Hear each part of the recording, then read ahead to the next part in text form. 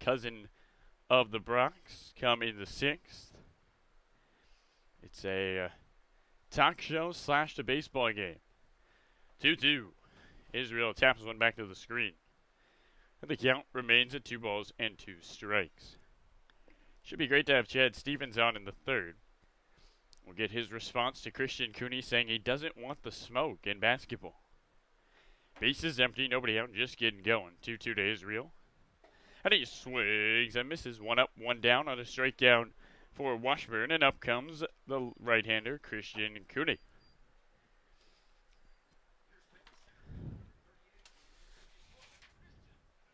Cooney playing center field today for the Pickles. He taps the plate twice. Holds the bat on his right shoulder. And the opening offering to him. And he checks his swing. It's a one-hopper back towards the pitcher, Washburn. He scoops it up, goes to first, and quickly there are 2 gone here in the opening frame. So in stands the right-handed batter, Dalton Chandler. Kid out of University of Washington playing shortstop today for the Picks. Chandler hitting .375. He is yet to take a walk. As he looks towards the righty Washburn, righty on righty. Opening offering. Strike at the knees. And the count at 0-1. 2 gone, bases empty. Knights and the Pickles going at it. Round 3. 0-1.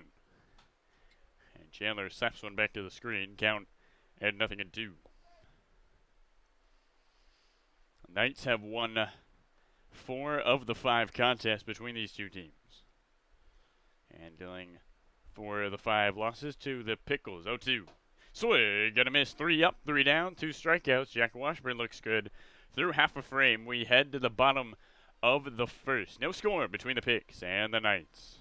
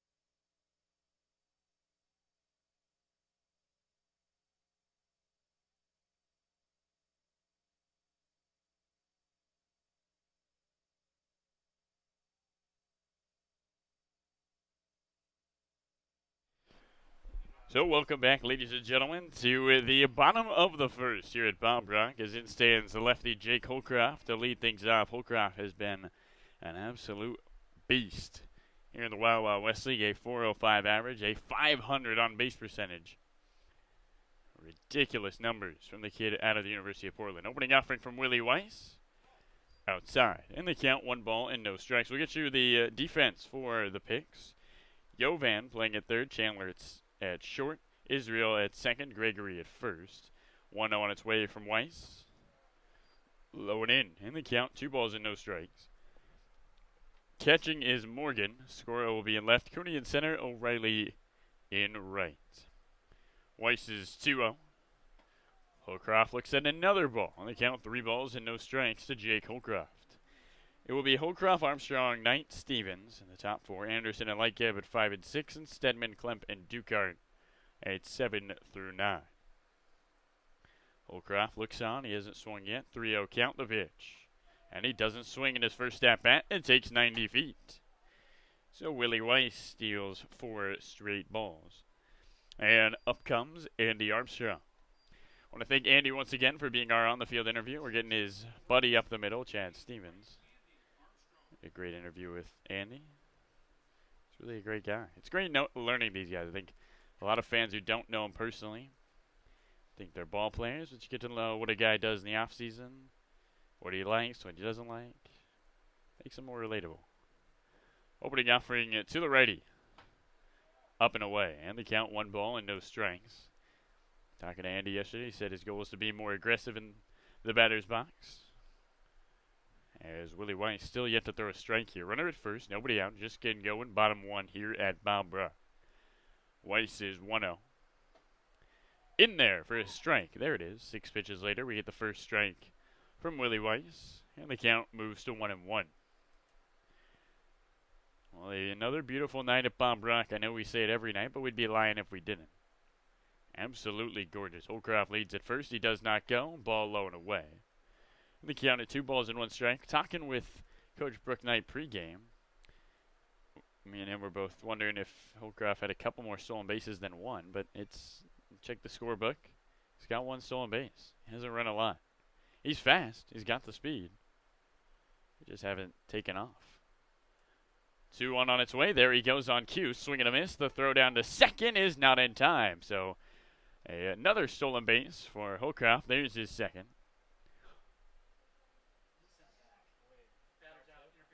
And they're going to send him back on interference to Armstrong. So scratch the stolen base and scratch the at-bat. There's 1 gone, runner at first. Haven't seen that called this summer. And up comes the lefty Briley Knight with 1 on and 1 gone.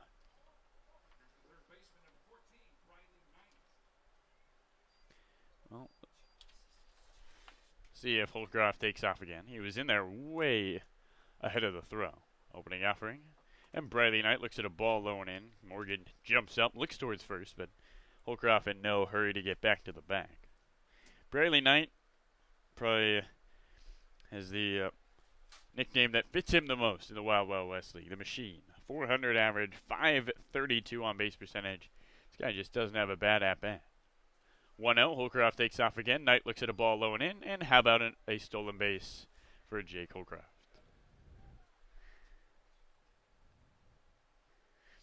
So, Holcroft doubles his stolen base total. He's got 2.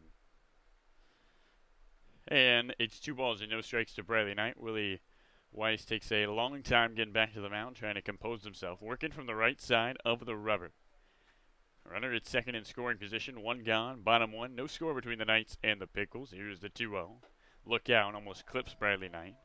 And they count at 3 balls and no strikes. And Weiss has thrown 3 strikes so far and 10 balls to start this ballgame. Briley Knight with the open stance, holds the bat on the left shoulder, the 3-0, and he swings and misses. And the count at 3-1. Briley has only struck out, 3 times this year. He's walked 12 times, and he's had 12 hits. Now, usually that wouldn't be a good thing when your hits and walks are the same, but when you're hitting 4-0-2, that's not bad, as he swings and slices one down the left field line, and the count runs full of 3-2. So the Wild Wild West music rings out at Bob Brock.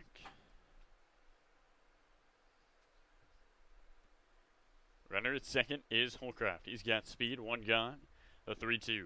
And Briley Knight swings and drives one into left field, coming in on his Scoro, still coming in, and it drops in front of him.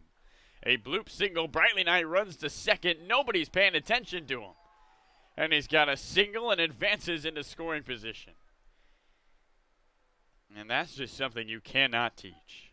A guy with a bloop single down the left field line sees Gabe Scoro is not paying attention at all.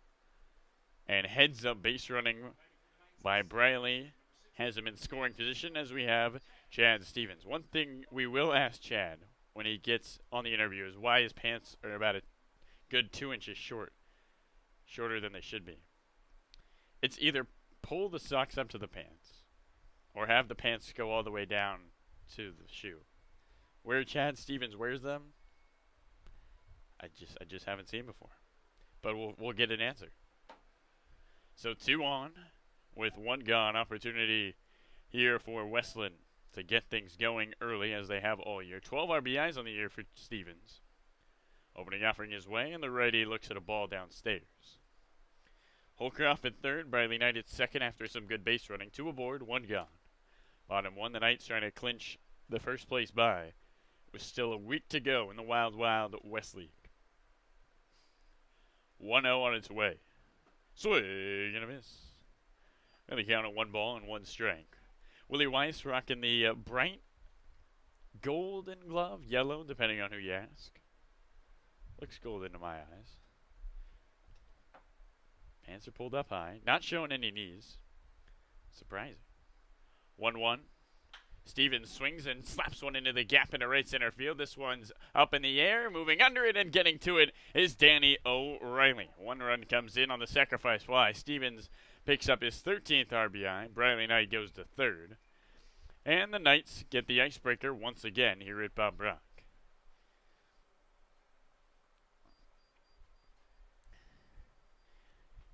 It's like watching Tom Brady on a late game drive. You just know it's coming.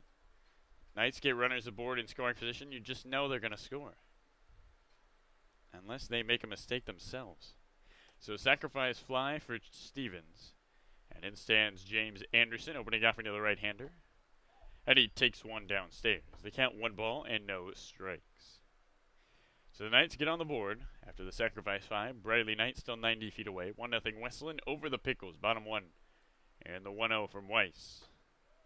Misses again. And they count 2 balls and no strikes. Opening frame. Knights on the board, the home team. And the dugout that's not in the sun. Up top with 2-0. And that's square between the numbers. It clips James Anderson. Hopefully he's alright. James looks okay. By no means was that intentional. And there's runners to the corners with 2 out for Jake Lightgift. So Weiss now a walk, a single, a sacrifice fly he's given up, and he's hit a batter.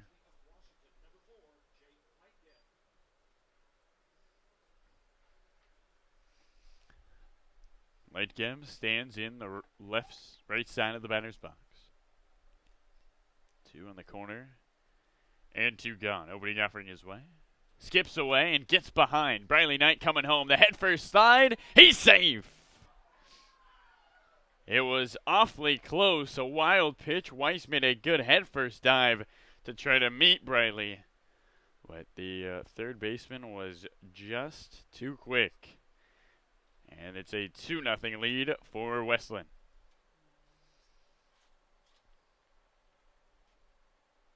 James Anderson goes to second. And up comes the right-hander, Jake Lightgift. Weiss breathing hard after his sprint home. Is 1-1. Up high. Catches the strike zone, and the count at 1 ball and 1 strike. Anderson with good speed leads at second base. Knights with a 2-0 advantage here at Bob Brock. 1-1. Lightgift swings and rolls one slowly towards Dalton Chandler at short. Chandler gets to it late and throws it right over the head of Gregory. Coming home is Anderson. He slides head first and scores.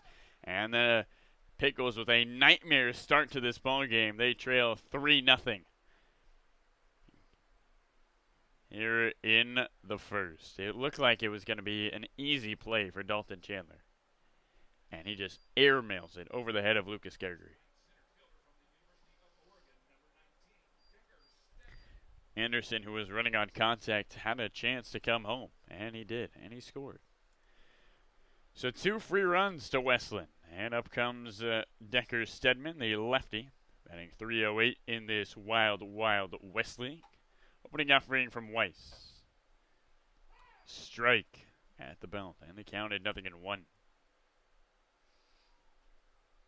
Jake Lightcamp leads at first. Brook Knight sends everybody and anybody, so wouldn't be surprised if he runs. Here's the 0-1 from Weiss. Outside. And the count 1 ball and 1 strike. So the Knights with 3 on the board already. We haven't seen the Knights mercy rule this Pickles team. We hope to not see it, but with this start, Pickles will need to bounce back 1-1 at the knees. And they counted a ball and 2 strikes. Runner at first is Lightcamp after the air. 3 runs in. It's 3-0 Westland here in the bottom of the first. Weiss shakes off a couple of signs. Sets. 1-2 from the kid from Michigan. Inside and gets back to the screen. On his way to second is Jake Lightcamp on the pass ball. And a runner in scoring position. The at-bat continues for the lefty Decker Stedman. The count at 2-2. 1 hit, 3 runs for Westland. How does that happen? Some errors by the Pickles. Not the way they wanted this Sunday to go after coming off a devastating loss to the Gherkins. 2-2. Swing and a miss. See ya. Stedman strikes out, but not before the Knights pick up 3 runs. It's 3-0 Westland through an inning here on the Wild West League stream, brought to you by Adventus Health. It started with a checkup that led to a question that spurred a discovery that changed the way we practice health, which led to more questions and more discoveries that changed more ways we practice health. And on it goes. Introducing OHSU Health, a system of doctors and nurses, researchers, clinics, and hospitals, all working together to build a better way to wellness.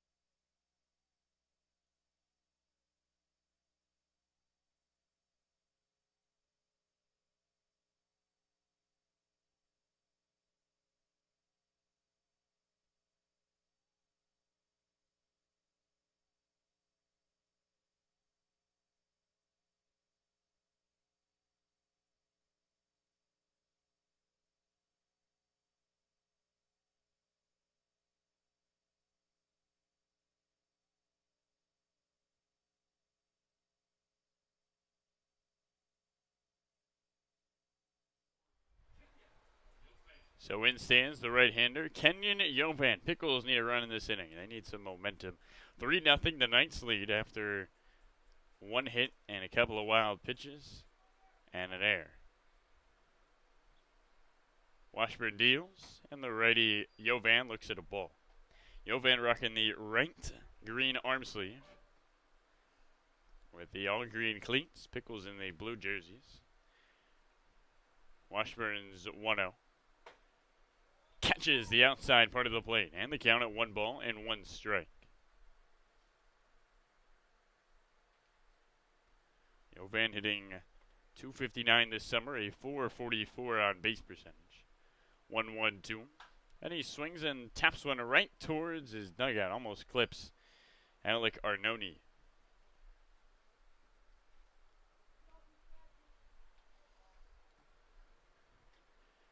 Top 2 here at Baum-Brock. 1 ball and 2 strikes. Base is empty.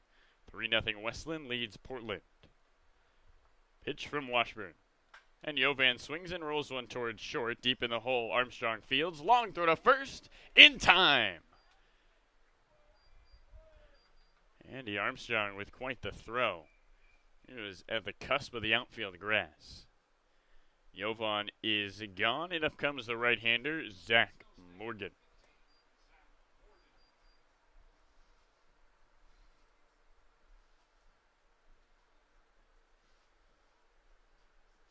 Morgan hitting .259 with a .310 on base percentage. The righty looks on. Base is empty, 1 away. Opening offering to him. And he swings and flies one down the right field line. James Anderson looking over. Does he have room? He reaches out and drops the baseball. Anderson was there. He was on the warning track towards the wall and just could not hang on. It's the first baseman from Skagit Valley strolls back onto the playing field. Hopefully he's all right. Looks like everything's okay. And Zach Morgan steps back into the box. Morgan in yesterday's ball game against the Gherkins was 1 for 4 with a single. Reached on a fielder's choice. The 0-1-2. And he looks at a strike that catches the outer part of the plate. Count 0-2.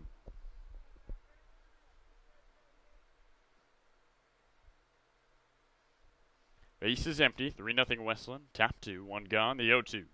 Swing and a miss. See ya.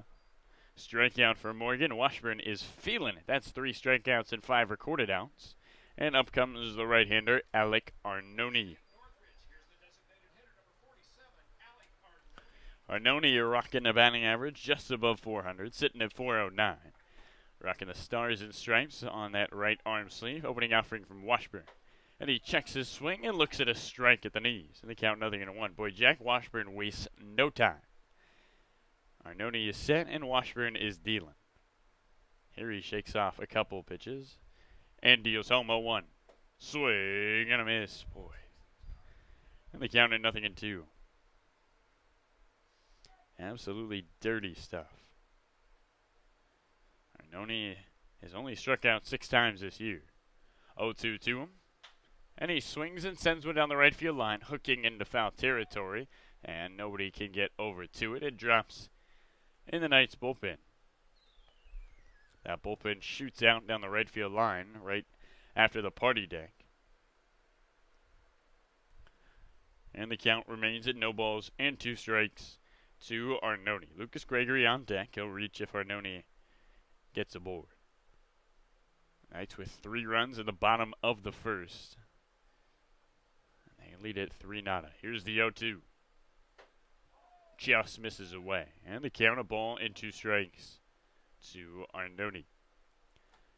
Base is empty. 2 gone. 1-2. Skips in. And Arnone has the count even. 2 balls and 2 strikes. Alec in his last game against the Knights was 0 for 1. He had a double against them on July 30th. The kid out of Cal State Northridge calls San Juan Capistrano home. Looks on. 2-2 his way. And he swings and rifles one towards second. Stevens takes it on a hop, goes to first, and that does it. 3 up, 3 down. Jack Washburn has faced the minimum. To the bottom of the second we go. It's Knights 3. Pickles nada.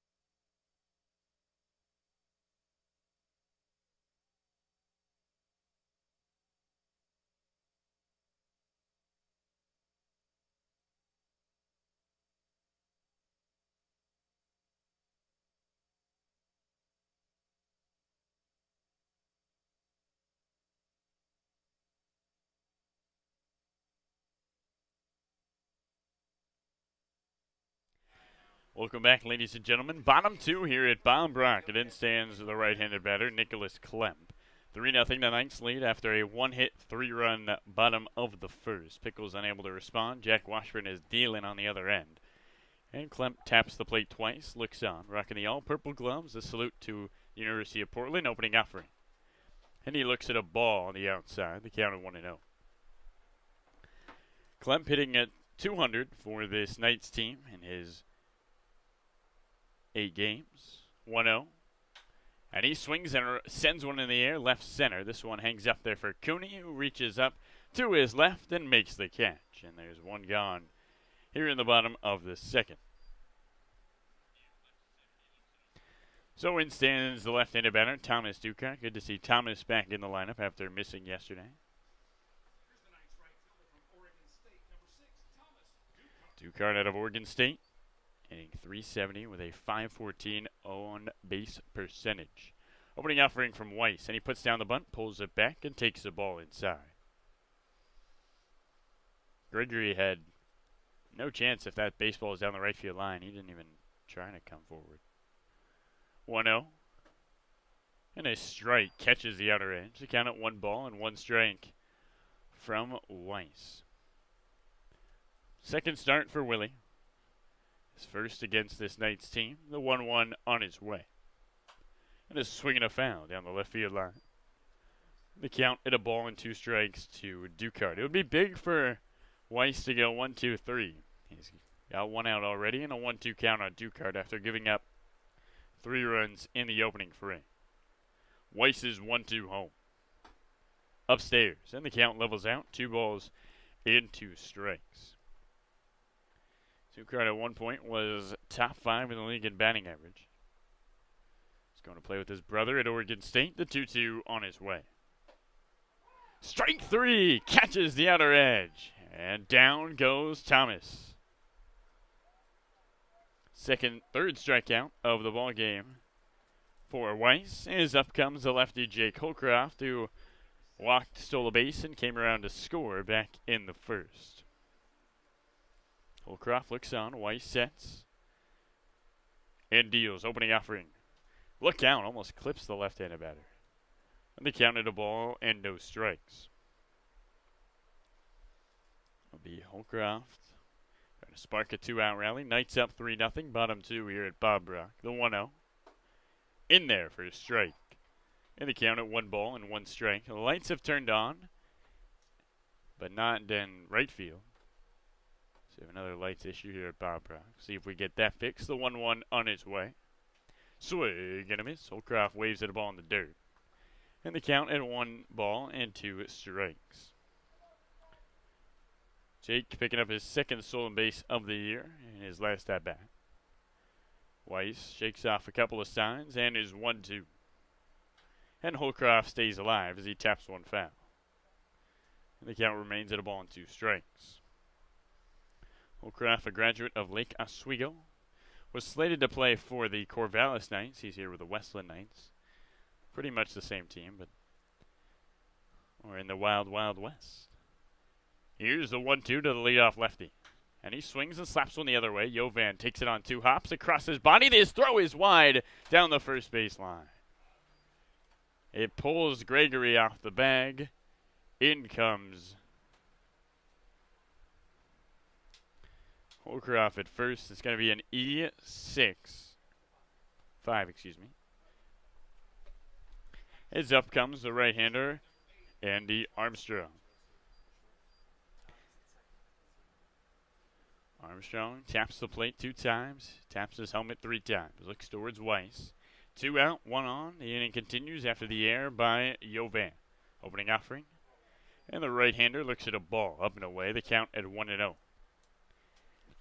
Knights with 3 runs in the bottom of the first. And with a error to Holcroft. Opportunity here in the second. 1-0.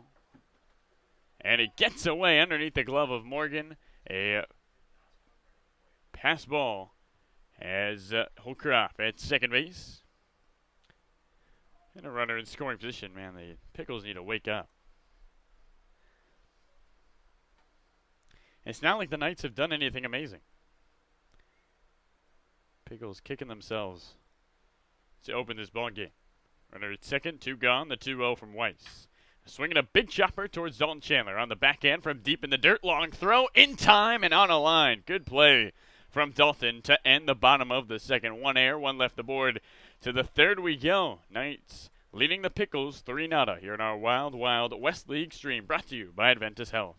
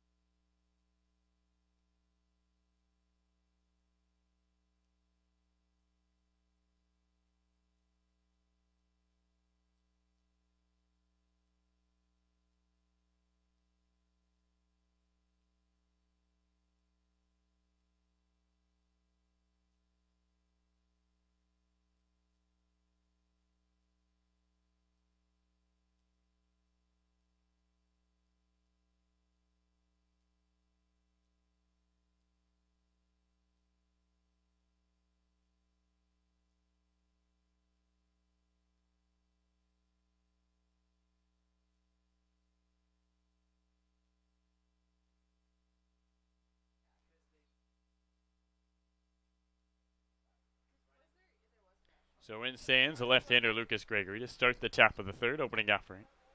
Strike at the knees. And they count at 0-1. Welcome back, ladies and gentlemen, here in the third inning at Bob Brock.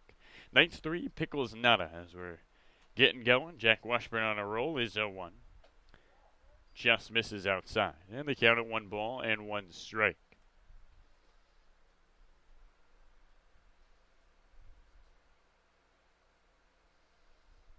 A pitch, and Gregory swings and lines one down the left field line, moving back, and it's going to drop at the track. Grounding first, on his way to second is Gregory. And it's a double.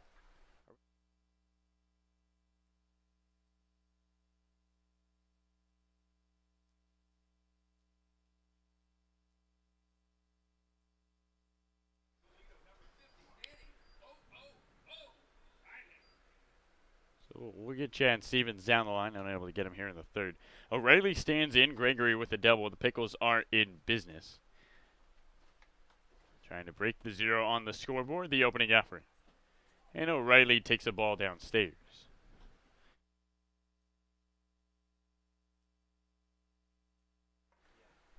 Leading at second is Gregory. O'Reilly looking to pick up an RBI. Washburn looks at second, looks home. And the 1-0 on its way. And O'Reilly swings and cranks one into right center field. This should do it. This ball is going to roll all the way to the wall. O'Reilly digging for 2. He rounds second, and he stops there. It's an RBI double for Danny O'Reilly, and the Pickles get on the board here in the third.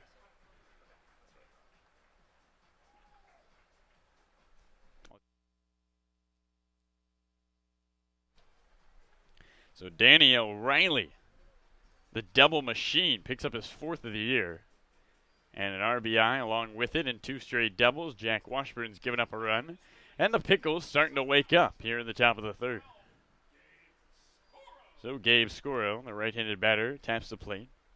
Scoro has been absolutely ridiculous in the 9-hole for the Pickles. First pitch to him. In there for a strike. And the count at 0-1. Gabe Scoro hitting .467 with a .609 on base percentage in 6 games. Yes, that leads the league. But not by much. Briley Knight's at .560, and he's played in all 11 games. 0-1. Misses outside, and the count 1 ball and 1 strike. O'Reilly at second. Tying run at the plate in Gabe Scoro, the right-handed batter. Shadows starting to fall across Bob Brock here on this beautiful Sunday night matchup. Primetime baseball between the Knights and the Picks, the top dogs in the Wild Wild West League. 1-1 on its way from Washburn as he looks at second and deals home. And O'Reilly takes a strike in the count at 1-2.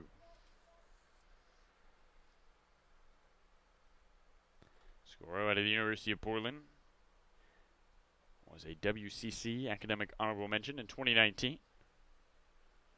Washburn's 1-2. And Scoro chops one down the right field line. Anderson takes it on the second hop, jogs to first, and steps on the bag. O'Reilly advances to third. And a productive out by Scoro moves O'Reilly into scoring position with 1 gone, as up comes the lefty, Nick Israel. Israel struck out swinging his first time up, but the Pickles starting to get to Jack Washburn. 2 doubles. And an opportunity for a sacrifice fly to make this a 1-run game. Opening offering. Israel knifes one down the left field line. Foul. And the count at 0 balls and 1 strike. Wind is blowing from right to left here at Bob Brock. We saw 1 ball almost carry in the 2:30 ball game out of the park. Washburn stands on, holds the ball in his right hand behind his back. He looks in for the signs from Klemp. Agrees, sets at the waist. O'Reilly leads at third, and the 0-1 home. Inside, and Klemp can't find it. He gets back to it. O'Reilly remains at third base, and the count at 1 ball and 1 strike. 1 run, 2 hits, 2 errors for the Pickles. That's what's really hurt them. 3 runs, 1 hit, no errors for the Knights. Pickles struggled in the first inning, trying to make up for the mistakes here in the third. 1-1 from Washburn. Inside, in the count, 2 balls and 1 strike. Israel showed up here a week ago, Sunday, July 26th. And he has been productive for the Pigs. 2-1. Misses away. Awfully close. The count 3 balls and 1 strike. Christian Cooney is on deck. He's got a lot of power in the 2 spot for the Pigs. Israel and a Fresno State. Wags the bat at the waist, now holds it on the left shoulder. Washburn's 3-1. And it's a ball up and in. Nick Israel jogs 90 feet down to first. There's runners at the corners with 1 gone, and an opportunity for Christian Cooney, who represents the go-ahead run here in the 3rd. So a team that looked absolutely dead in the water to start this game has come alive and has a chance to get things rocking.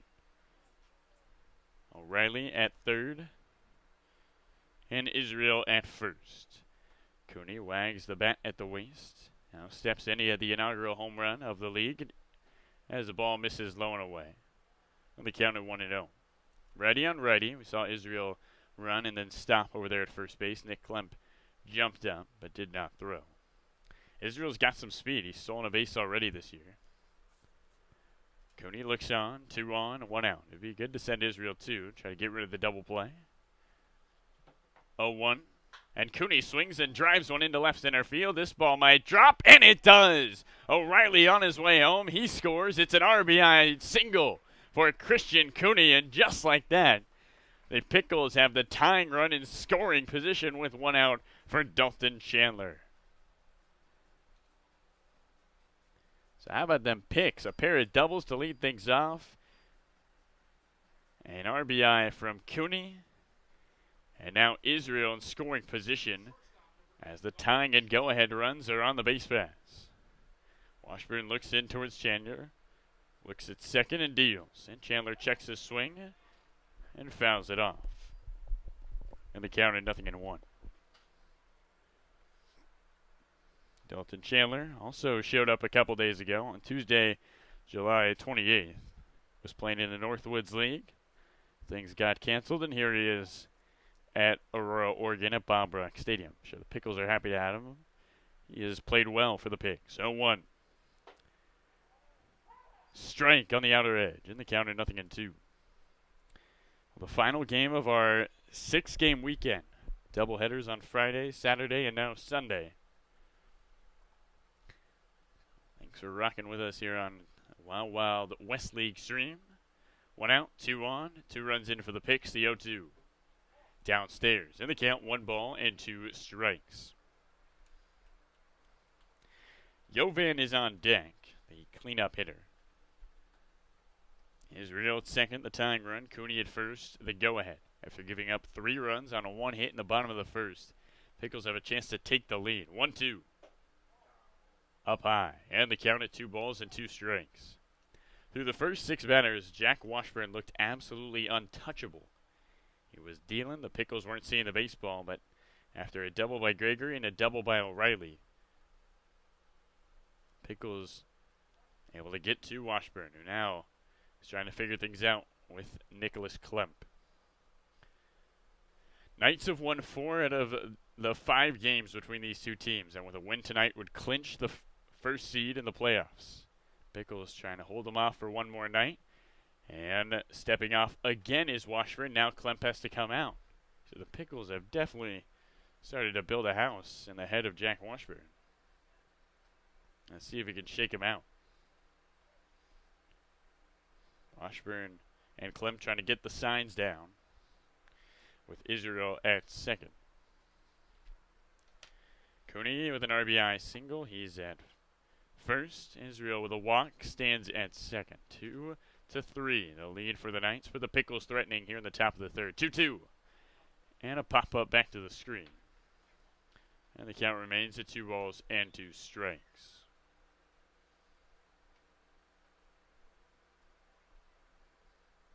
Chandler struck out swinging his last time up to end the 1st. He taps the plate, looks towards Washburn.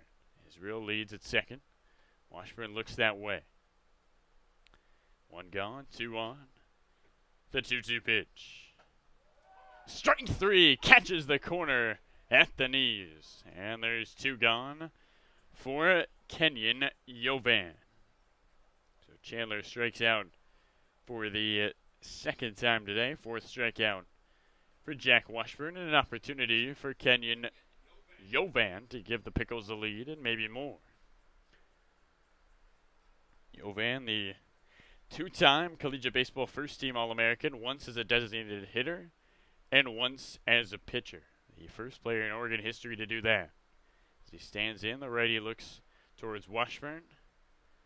And the first pitch home. And Yovan slices one foul down the right field line. And the count at 0-1.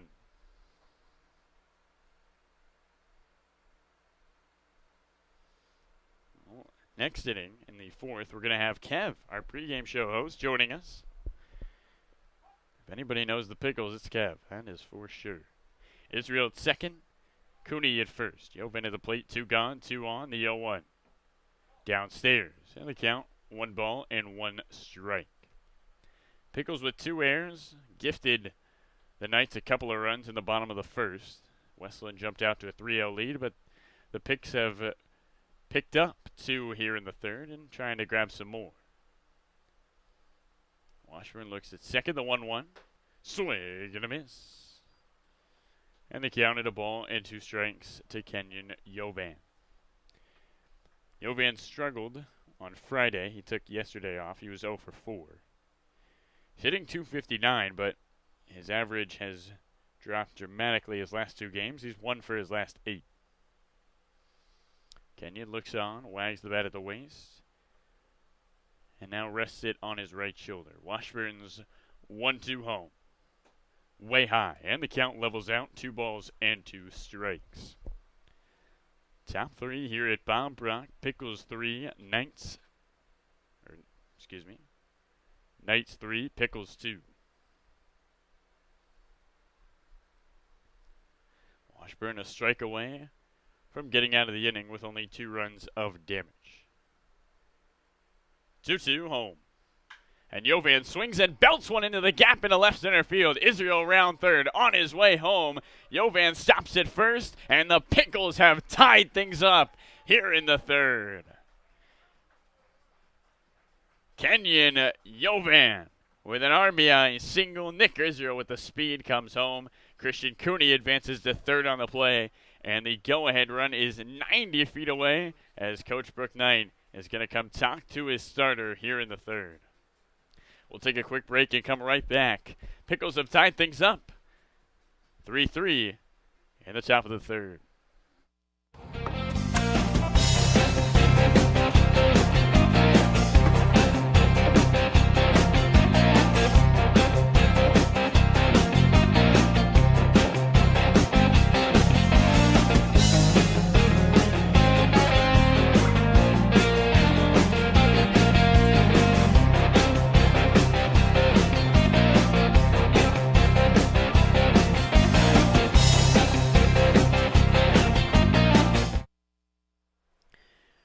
Pickles have tied things up here in the top of the third.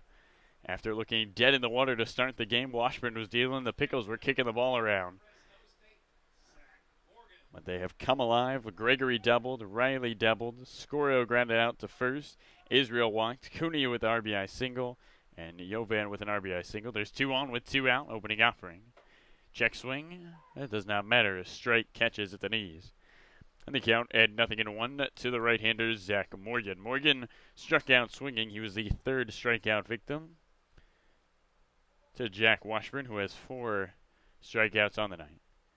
Cooney at 3rd. He's the go-ahead run. 0-1. Up high. And the count at 1 ball and 1 strike. 3 hits, 3 runs, 4 hits, 2 errors for the Picks. 3 runs, 1 hit, no errors for the Knights. Pickles have the offense in high gear here in the third. 1-1 on his way from Washburn. And a swing and a drive, diving to his left and making the catch is Briley Knight at third. What a play. Briley saves a run and keeps this game tied as we head to the bottom of the third. All knotted up at 3 here at Bob Brock. It started with a checkup that led to a question that spurred a discovery that changed the way we practice health, which led to more questions and more discoveries that changed more ways we practice health. And on it goes. Introducing OHSU Health, a system of doctors and nurses, researchers, clinics, and hospitals, all working together to build a better way to wellness.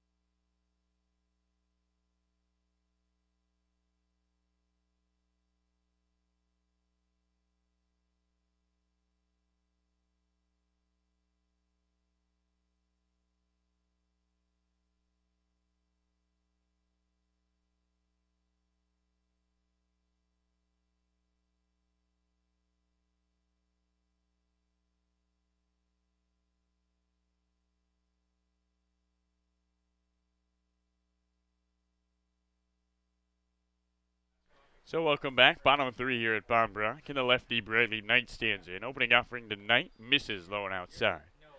And the count at 1-0. Bottom three here at Bombrock. We're all tied at 3. Bradley Knight singled and scored his last time up. A lot of action. 1-0. Misses away. And the count at 2 balls and no strikes. 3 runs in the top of the third. The Pickles have tied things up. But we know this Knights offense does not just score 3 runs. They are electric. The 2-0. And Bradley swings and misses. And the count at 2 balls and 1 strike. Coach Justin Barkus and Brooke Knight chatting as Barkus walks back into his dugout. Willie Weiss steals the 2-1. And Bradley Knight doesn't hold up on the check swing. They count at 2-2.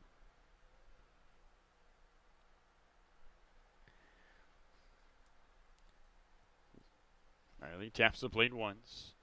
Holds the bat on the left shoulder. 2-2 home. Look out. Almost clips him, and the count runs full. 3 balls and 2 strikes. Second full count Bradley has seen tonight. Bradley Knight, the son of head coach Brooke Knight, former West Coast League MVP. 3-2 to him. Up and away, and Knight takes a walk as up comes the right-hander Chad Stevens with 1 on to start this third. So the go-ahead run is aboard for Westland.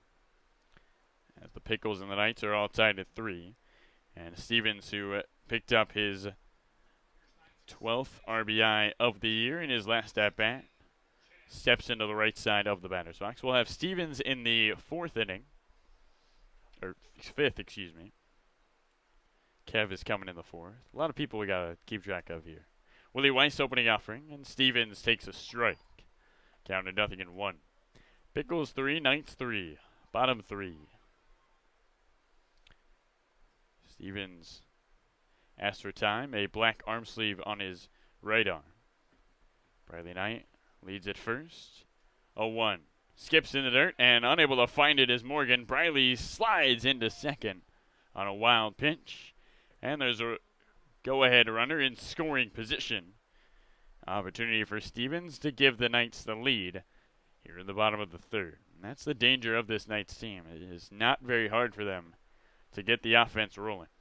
Once they get on base, they are running at any chance they see. 1 run from Weiss to Stevens, and he slaps one up the middle. Ricochets off the leg of Weiss. Weiss gets to it with the bare hand. Sidearm throw to first is wide. Bradley Knight jogs home, and just like that, the Westland Knights have retaken the lead. It's 4-3 on the base hit and the E1. Stevens tried to get it over. I don't even think if he gets that ball cleanly that he gets Stevens. Weiss is grabbing at that left calf. The ball ricocheted off of it. And now Justin Barkis comes out to tack to him. So the Pickles pick up 3 in the top of the third, but Westland responds here in the bottom of the third. And with nobody out, speed on the base pass with Chad Stevens aboard. And up comes James Anderson. Anderson out of Skagit Valley, hitting .400 evenly with a .478 on base percentage. Justin Barkis coming to talk out to the umpire. Looks like everything has been cleared up. There is action in the Pickles bullpen. Willie Weiss, the kid out of Michigan, 2018 Oregon Gatorade Player of the Year. Looks in towards Anderson. Anderson rocking the blue cleats, the open stance. Stars and stripes on his gloves. Leading at first is Stevens. Opening offering. Downstairs. In the count at 1 ball and no strikes. Weiss works off the left side of the rubber. He's got white chalk on his legs. The 1-0. Downstairs. Skips away from Morgan, who has no idea where the ball is. Steven advances to second on the wild pitch. So 2 wild pitches in the inning for Willie Weiss. And up comes an opportunity for Anderson to pick up another RBI. Stevens at second. After a single and a wild pitch, an opportunity to come home and increase the Knights' 4-3 lead. Pickles tied things up in the top of the third, but the Knights came back and retook the lead within 2 batters here in the bottom of the inning. The 2-0. Look out. Upstairs in the count, 3 balls and no strikes to Anderson. Jake Lightgeb is on deck. He reached on an error back in the first.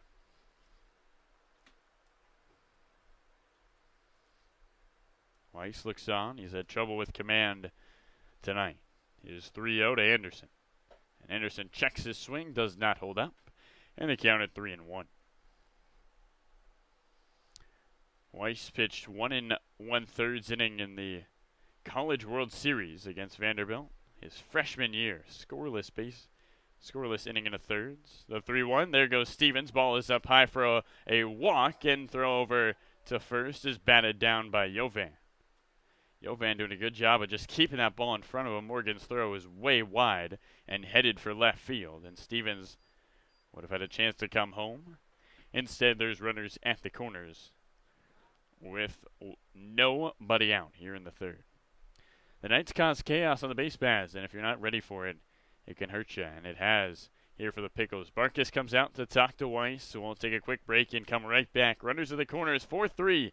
Knights leading, nobody out here in the bottom of the third at Bob Brock.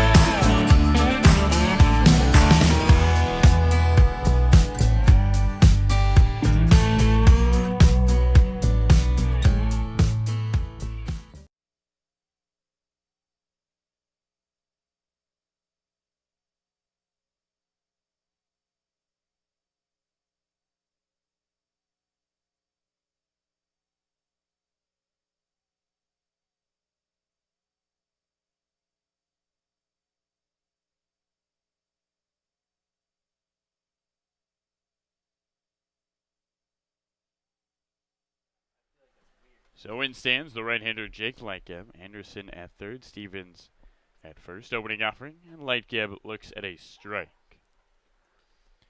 Bottom 3 here in Bob Brock. A 4-3 lead for the top dog Westland Knights over the Portland Pickles. Knights at 9-1, the Pickles at 5-5. The 0-1 on its way. And Lightgeb swings and pops one up down the right field line. Gregory moves over onto the warning track and runs out of room. The ball almost hits somebody in the Knights dugout. And they count at 0-2 to Jake Lightgeb. Wind is blowing from right to left. The lanes have started to turn on here at Bob Brock. The end of our third weekend here in the Wild West League. Anderson has speed. Let's see if they send him over at first base. 0-2 on its way. And Lightcap looks at a ball upstairs. Matt Hardy jogs down to the Pickles pen. Josh Vitus already up getting warm. 1-2 from Weiss to Lightcap. And a swing and a miss. See ya. So the first out of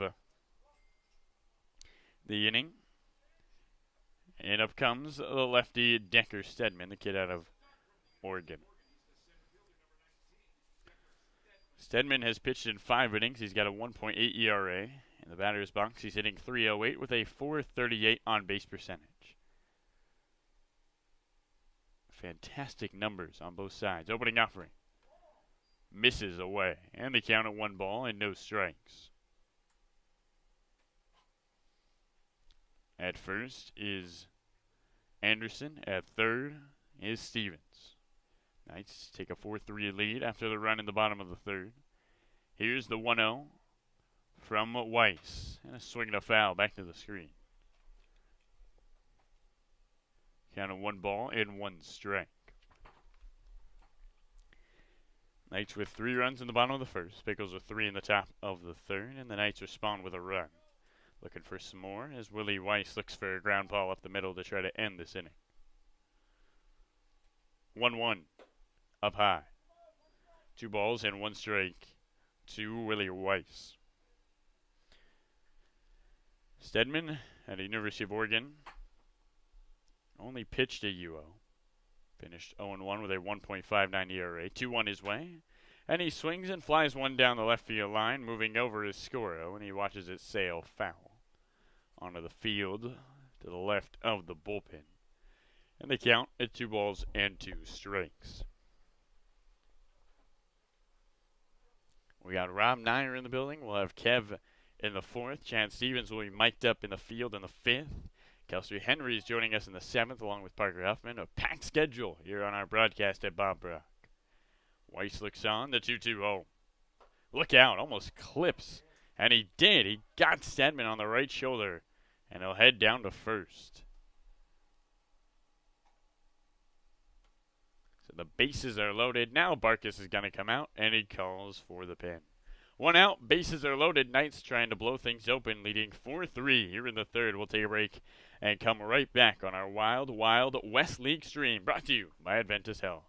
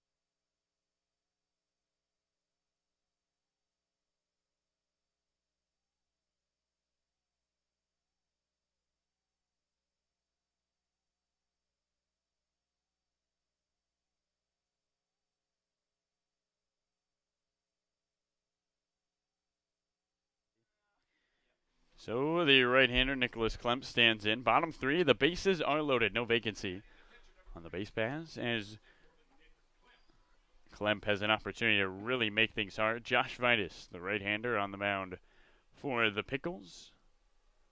Righty on righty. 1 gone.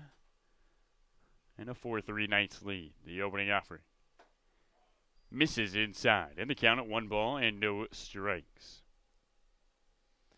Vitus, a righty, has a 3.6 ERA in 3 appearances. He's pitched 5 innings, given up 6 hits and 2 runs. Has faced the Knights in all 3 of his appearances.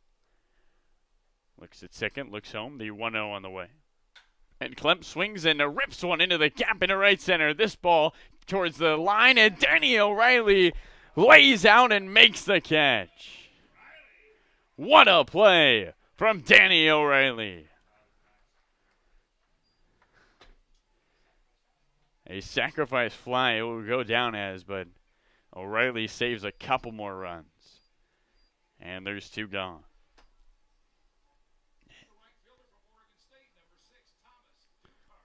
What a snag, Danny. So in stands the lefty Thomas Ducart. 2 on, 2 out. Bottom 3 and a 5-3 Knights lead. Vitus sets at the belt. And looks at second, looks home, his opening offering. And the lefty Ducart takes a strike on the outer edge. And the count at 0-1. That ball was carrying from right to left. And O'Reilly, with a headfirst dive, makes a highlight play for the Pigs. Vitus exhales and is 0-1. Swing and a miss, and Josh Vitus a strike away from getting out of the inning with only 2 runs of damage. Bases were loaded with 1 out. Opportunity for Vitus to get out of the 3rd with the Pickles down 2. 0-2. Misses away. And they counted a ball and 2 strikes. Ducart struck out looking in his last at-bat in the 2nd. Pickles with 3 in the top of the 3rd. The Knights with 2 here in the bottom of the 3rd. Anderson at 2nd. Stedman at 1st. 2 gone. And the 1-2 home. Swinging a shot into right center field. This ball is going to roll for a while. Anderson around 3rd on his way home. Stedman rolling around 3rd. He's coming home. To 3rd goes Ducart on a headfirst slide, and he is safe. A 2 RBI triple for Thomas Ducart. And the Knights have blown it open here in the 3rd. It's 7-3 Westland.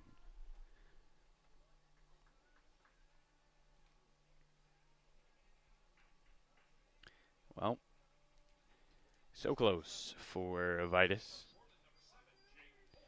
And up comes Jake Holcroft, the lefty leadoff man, the 8th batter of this 3rd inning. Vitus looks on, and his pitch. Downstairs, and the count 1 ball and no strikes. Holcroft has walked, reached on an air, as he looks on with a runner at 3rd and a 7-3 Westland lead. Vitus is 1-0 to the plate. And Holcroft swings and sends one over the head of Chandler and into left field for a base hit. An RBI for Holcroft. 5 runs in the 3rd. And Westland has blown it open officially. It's an 8-3 lead.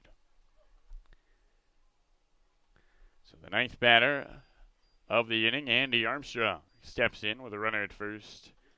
And 2 gone. An inning that started off so right for the Pickles and has gone so wrong. Vitus sets. And his opening offering. Catches the outside. And the count at 0-1.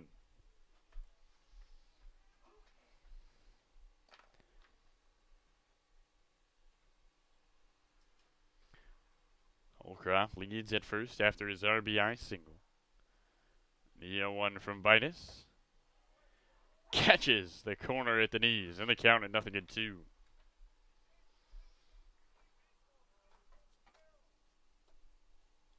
Three hits, 5 runs in the inning for the Westland Knights.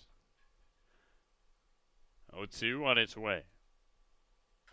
And a swing and a foul back to the screen. Count remains at no balls and 2 strikes. So after the Knights jumped out to a 3-0 lead, Pickles tied things up in the top of the 3rd, and Westland responds with 5 runs here in the bottom of the inning. Runner on 1st is Holcroft. He's stolen a base already today. The 0-2. Low and outside. Good block by Morgan. And they counted a ball in 2 strikes.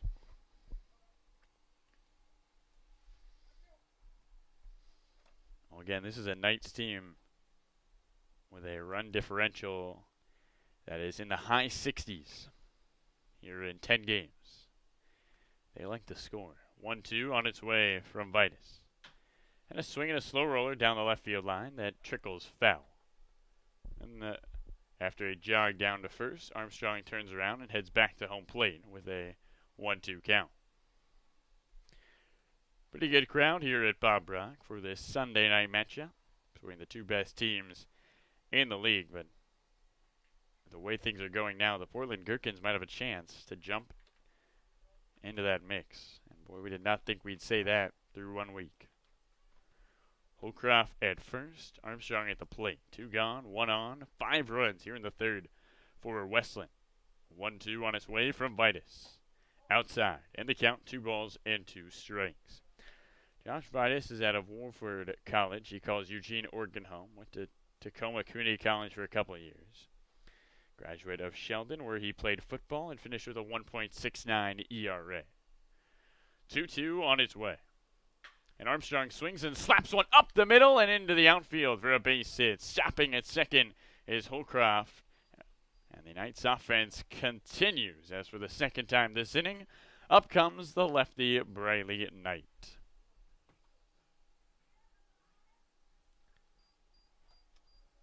Knight walked to reach second on a wild pitch. Came around to score in the first at-bat he had this inning. He singled back in the first. So Bradley looks on. Vitus looks in. 2 aboard, 2 out. And an 8-3 Westland lead. Josh Vitus sets, looks towards Holcroft, looks home. His pitch in there for a strike. And the count at 0-1.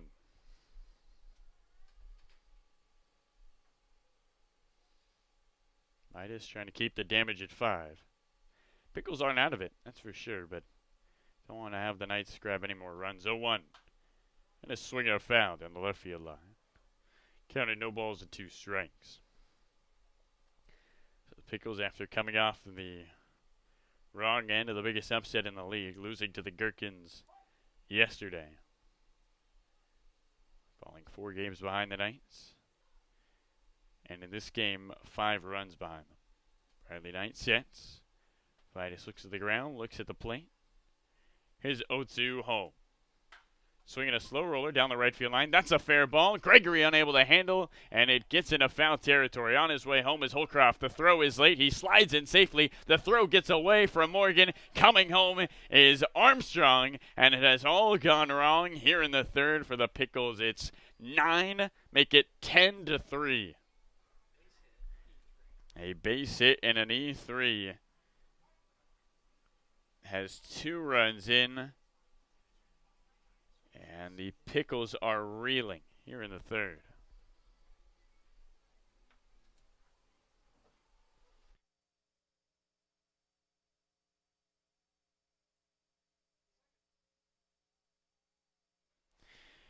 So in stands the right-hander Chad Stevens for the second time this inning. Stevens singled and scored back in the third. 10-3 Westland. Bradley Knight in scoring position at second, the opening offering. And Stevens takes a strike on the outside part of the plate. The count at 0-1. Knights 10. Pickles 3 after a 7-run third that is still going on. Josh Vitus looks in after painting the corner. He sets at the belt. And the 0-1 home. Misses away. And the count at 1 ball and 1 strike. Well, we'll have Chad in the 5th. Again, don't worry. We'll ask him about why his pants are at the most awkward length possible. Doesn't matter, though, when you're playing well. He's playing well. 1-1 downstairs. And the count at 2 balls and 1 strike.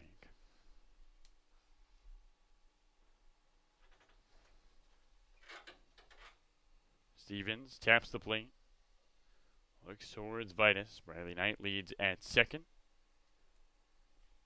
And the 2-1. Bradley Knight takes off, and Steven belts one into right field. O'Reilly moves to his left and makes the catch. That does it for the 7th. It's an ugly one for the Pickles. 7 runs in the 3rd. 10-3, the lead for West Linn. It started with a checkup that led to a question that spurred a discovery that changed the way we practice health, which led to more questions and more discoveries that changed more ways we practice health. And on it goes. Introducing OHSU Health, a system of doctors and nurses, researchers, clinics, and hospitals, all working together to build a better way to wellness.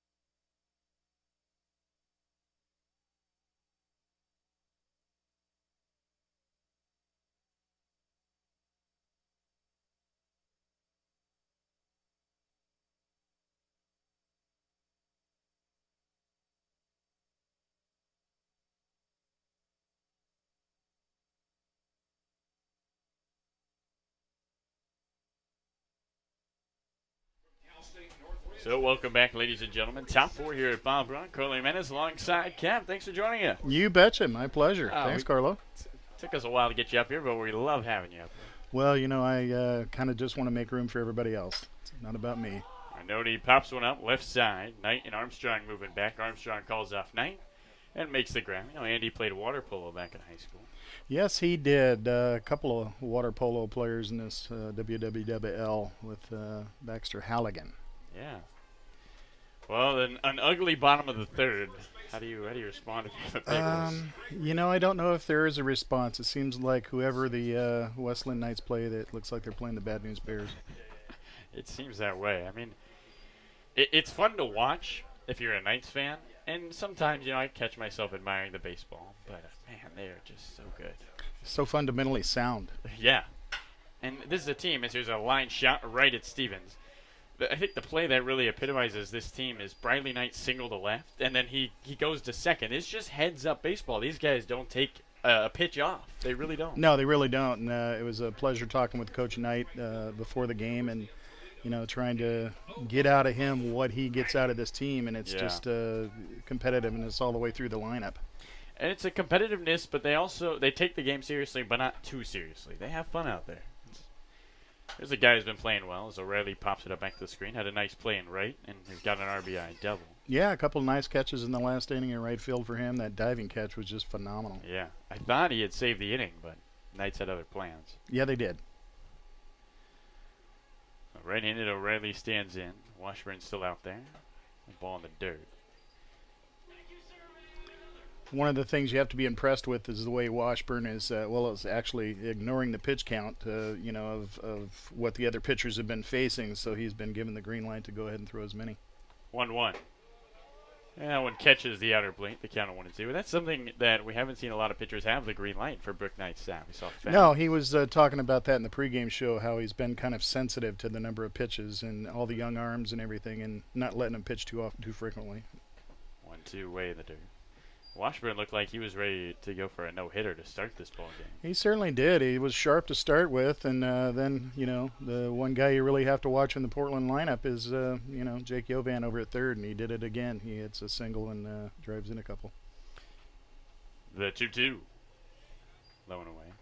Kev, for people who don't know, if a few of them out there, why don't you tell us about your time with the Pickles, how long you've been with the organization? Well, I've been with them since March, the season they first started, so it was just kind of a timely situation, and I've loved every second of it. 3-2 on its way. And O'Reilly lines one up the middle for a base hit. There's a knock. He's 2 for 2 with a single and a double. And up comes Gabe Scoro. Favorite Gabe Scoro story? Do you have one? Oh my goodness! Well, you got to start with Bernice's mom, the cookies. Oh, You know, I got those once. You know, I asked her tonight. I said, "How do you come up with your delivery? You know, what do you choose every night?" And she says she just kind of tries them all out and sees how they work out. And she hasn't delivered a bad batch yet. So that's kudos to his mom. And Gabe is hitting above 400 with a 609 on base percentage. He's doing a fantastic job, you know. And Gabe is the 3-year pickle, and potentially next year could be the first 4-year pickle. So that would be incredible. You know, he's another one of the long list of players in this WWL that have that heritage over at the University of Portland. The Pilots are going to be a phenomenal team this year. Holy smokes, they're going to be good. That Bluff is going to be a scary place to go for visiting teams. Oh, Certainly look will. out. Sorry about that. Did they not hit him? It looked like it hit him. No, they said it didn't clip him. That's funny. Usually a guy doesn't fake being hit. Our sound effects are fantastic.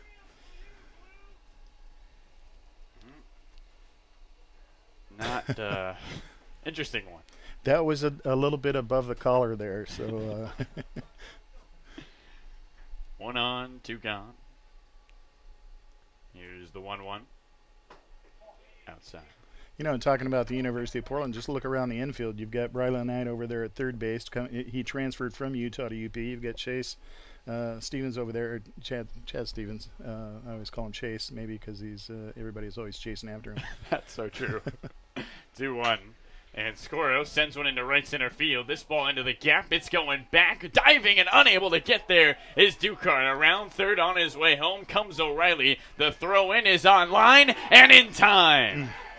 What a throw from Ducart to Anderson to Klemp. Well, the Knights, you said it, Kev, fundamentally sound, and they get a great fundamental play to end the top of the fourth. We'll want to keep it here? Yeah, I'll stay around. It was kind of a short inning. I should have come in last inning. It was a football 10 runs, 10-run rule in one inning. There, kind of a different sight. But, you know, kind of looking out there at the owner's deck, it's kind of a fun and frolic out there. You've got Rob Nyer, the commissioner of the West Coast League.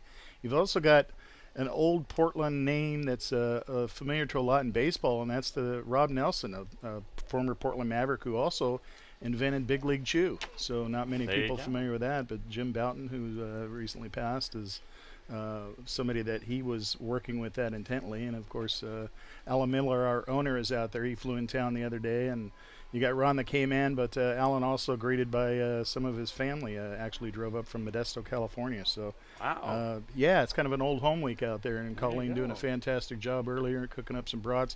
Must have been a great week for you, 2 brats in 1 week. I mean, it was fantastic. I love me some food, and to try something new that I like, well, I had 2 brats out there. You could tell I like food just by looking at me, so I'm all in, man. Anytime anybody says food, I'm solid. To be honest, Kev, when I saw brat on the list, I call it a brat.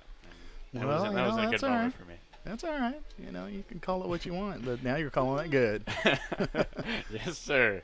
Speaking about somebody calling it good, I got to give you kudos because you've been calling them all good up here, man. And you know, for somebody who came in with not a lot of experience at calling baseball, none, as a matter of fact, is that what I understand? I got 3 innings under my belt. We've had some people go, that guy's got to be 30 or 40 just listening to him, you know. So you're pulling off the good one, and we won't give up the age. If you've already done it, fine, but you know, we can give it up. Yeah, why don't you tell him? Well, this youngster standing next to me is 19 years of age and a student at USC, and you know, as I mentioned, this would have been year 5 of the West Coast, or you know, Great West League as the past has been, but not only do we have a fantastic broadcaster who's been coming and filled in, but the list and the lineup of interns are from world famous heritage, which I'm not going to get into that, but I think us behind the scenes know that. You've got Gary down there doing the scoring. I mean, that guy's phenomenal. You look at him keeping track of the scorebook. He's keeping track of the scoreboard. He's putting everything up. He does a fantastic job. So it's just so wonderful being around the park. And it's an all-star team out here. Can't be part of that team. You host the pregame show. Keep me in line. Help me learn some Pickles baseball. Well, that's one of the things that I think you learned the other night from Mike Parker is that, you know, just fill in with the stories and let the rest fall into place. So 1-0 to James Anderson. Kid's out of Skagit. As he looks at ball away, counted 2 balls. And we got the man who does it all, Matt Hardy, on the mound. Matt, Mr. Everything Hardy. This guy was absolutely dominant last time he had a Pickles uniform on. You know, I've long been a fan of Matt. He was around the first year, and I think that first year he ended up leading the league in home runs. Also was 4-0 with a 0.72 ERA as a pitcher. That's unfair. 3-0. In there for a strike. Especially when you look at his size, and if you look at his hat, he's wearing an actually first-year throwback Portland Pickles hat, which, you know, that shows you his heart's in the right place. He's rocking the old swag. 3-1. Anderson checks his swing, and he doesn't hold up. Count runs full, 3-2. Well, Hardy's probably going to have to go the distance here, but this is the guy you want on the mound. A lot of experience, was with the Brewers Class A advance. He knows how to get good hitters out. Pickles need that. Definitely need it right now. You know, down by 7, but there's enough offense in this Portland lineup. It's a dangerous lineup too, up and down. I mean, there's guys 1 through 9 who can get on base. Anderson fouls one off. I think that's what's been so fun. The Wild Wild West League has really lived up to the wild part. I mean, it really has. I mean, you know, you come out and to the ballpark if you've not been here, and you see just a fantastic ball field. But then it doesn't matter the matchup of the team. It seems like there's always something exciting going on. 3-2 on his way. And Anderson swings and fouls one off down the right field line and back behind. Well, Kev, I know Walker is dear to your heart, but Bob Brock doesn't do a bad job as number 2. You know, there was my colleague in the ticketing office, Parker Huffman. He had mentioned how much he had fond memories of this, particularly over in the batting cages there with Coach Randy Brock, and you can see why once you're here. 3-2. Anderson sends another ball into right field. O'Reilly has been busy today. He moves forward, gets under it, and makes the catch for out number 1. You know, one of the things, too, with the Portland Pickles is that those that have been at Walker Stadium have seen a team that has always found a way to come back and always make games exciting. And much like you're seeing from the West Linn Knights right this year in this league, is that they are solid up and down. And that's usually been the case for the Portland Pickles in league play. So we'll get back to that in 2021, we're certainly hoping. Yeah, it should be a great year. The opening offering, we had Patrick Mushka as a post-game interview yesterday, and he said he'd love to be a Pickle in 2021. Well, his little brother was a Portland Pickle as a relief pitcher, and one of the funny stories when he came in was that the coaches said there's no way he's going to be able to pitch in this league because he was such of a diminutive little kid, but he came in and he showed him that it's not all about size, that it's the heart. Well, Mushka's got the bat power and the style. 1-1 to the righty Lightcap, and he fouls one off down the right field line. The count at a ball and 2 strikes. As a matter of fact, around the K-Man and myself, we're going to be kind of bringing out a all-hair league team. There'll be 3 representatives from each of the 4 teams, and Mushkat's already on that team. Oh, I mean, he's got to be. That is a tough list to make, though. It is. There is a great amount of hair out here. There is a lot of hair, you know, and a lot of it. We're looking for the guys that don't really show it, that actually do show it from underneath the hat. Unlike our general manager Ross Campbell, who if he had a hat on, you couldn't tell he had hair. No. But you know, he takes the hat off, then you go, oh, that's where it is. Okay. 2-2. Upstairs in a full count. And we have to give justice where justice is due, and it's Alan Miller, yes, all hair league for the Wild Wild West League. So Alan, if you're not familiar with him, he's got just a couple of hairs there. So it is the summer of the flow. 3-2 and a walk to Lightcap. As up comes the lefty Decker Stedman. Stedman is a surprising player in that you see him hit the mound, but he also makes a lot of plays in that outfield. This guy is a good young player that University of Oregon has to be proud to have. Yeah, and you wonder with his performance here in the Wild Wild West League if maybe they get some ABs down at Oregon. Well, you know, one of the things that I spoke with Coach Knight about was the number of scouts and how it can actually influence a guy like Stedman and others that they get to see when they come out and see a Finnings pitch, you know, and they see these other kids. Stedman slices one down the left field line. Scoro moving over towards the line. He watches it drift foul over towards Randy and Tucker Brock.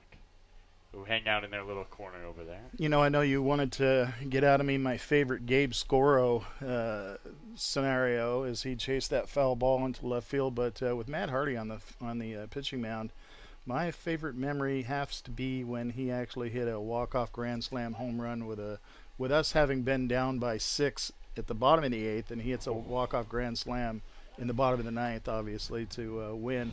And his little prance, you can see it up on YouTube, but it's definitely one of the greatest memories of pickle baseball that I've got. So. That is amazing. Now the Pickles might need that today. Get him out of bat. 1 on, 1 out, 0-1. In there for a strike. Stedman doesn't like it, but the count's at 0-2. You know, one of the things that's been really exciting is watching the number of plays that happen around home plate with the backstop so close to the catcher and to home plate. There's been an awful lot of plays at home plate. It has been exciting to watch baseball here, Bob Brock. People are saying baseball is boring, but man, we have not had a game that has not had some drama. We've had 16-12 games. We've had 2-1 games. We've had games where a team score 8 runs in the bottom of the 8th. You know, and the lone time that the Portland Pickles defeated the West Linn Knights was one of the most exciting games you'll see ever, too, with the 5-4 victory that Portland had with a narrow double relay at first to close out the game. That was great. Yeah, an 8-3-1 double play to end a ball game. Unusual. No, I haven't seen that before. How's your scorebook holding up? You know, I get a lot of help from Gary Walker down there. Gary Walker does a fantastic job, as I mentioned before, but he definitely is the shell answer man of answer men, that's for sure. He helps me from not saying a lot of dumb things. 1 on, 1 out, and the 1-2. And another foul. So you talked to Brook Knight pregame.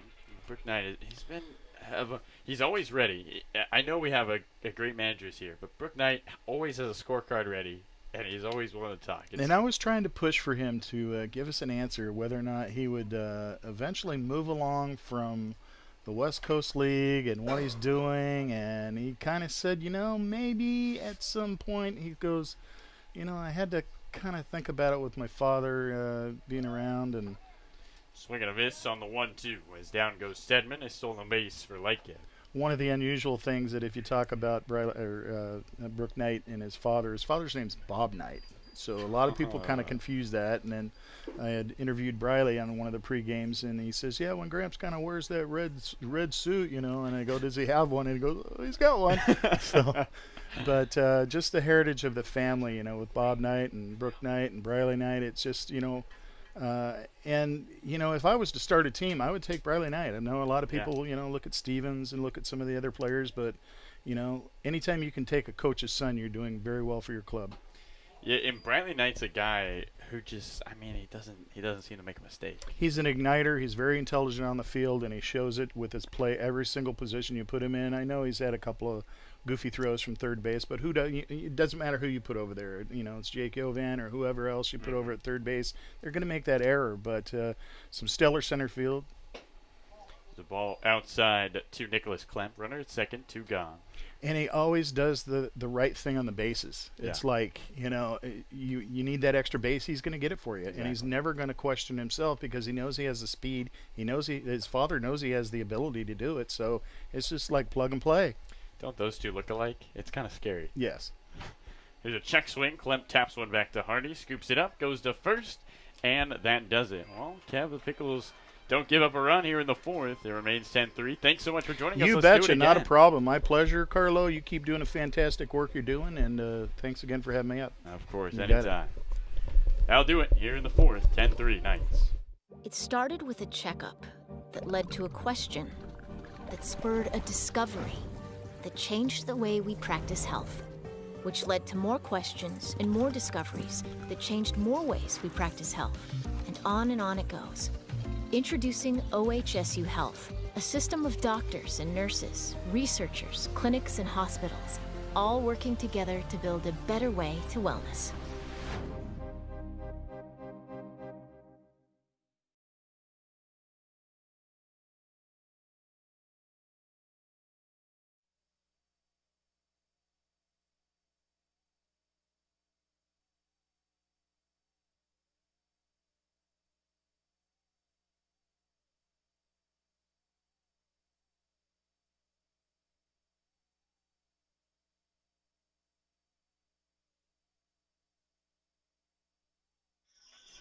So welcome back, ladies and gentlemen. Top of the fifth here at Bob Brock. Carlo Jimenez, happy to have Chad Stevens joining us over there at second base. Thanks for hopping on, Chad. Hey, how's it going, guys?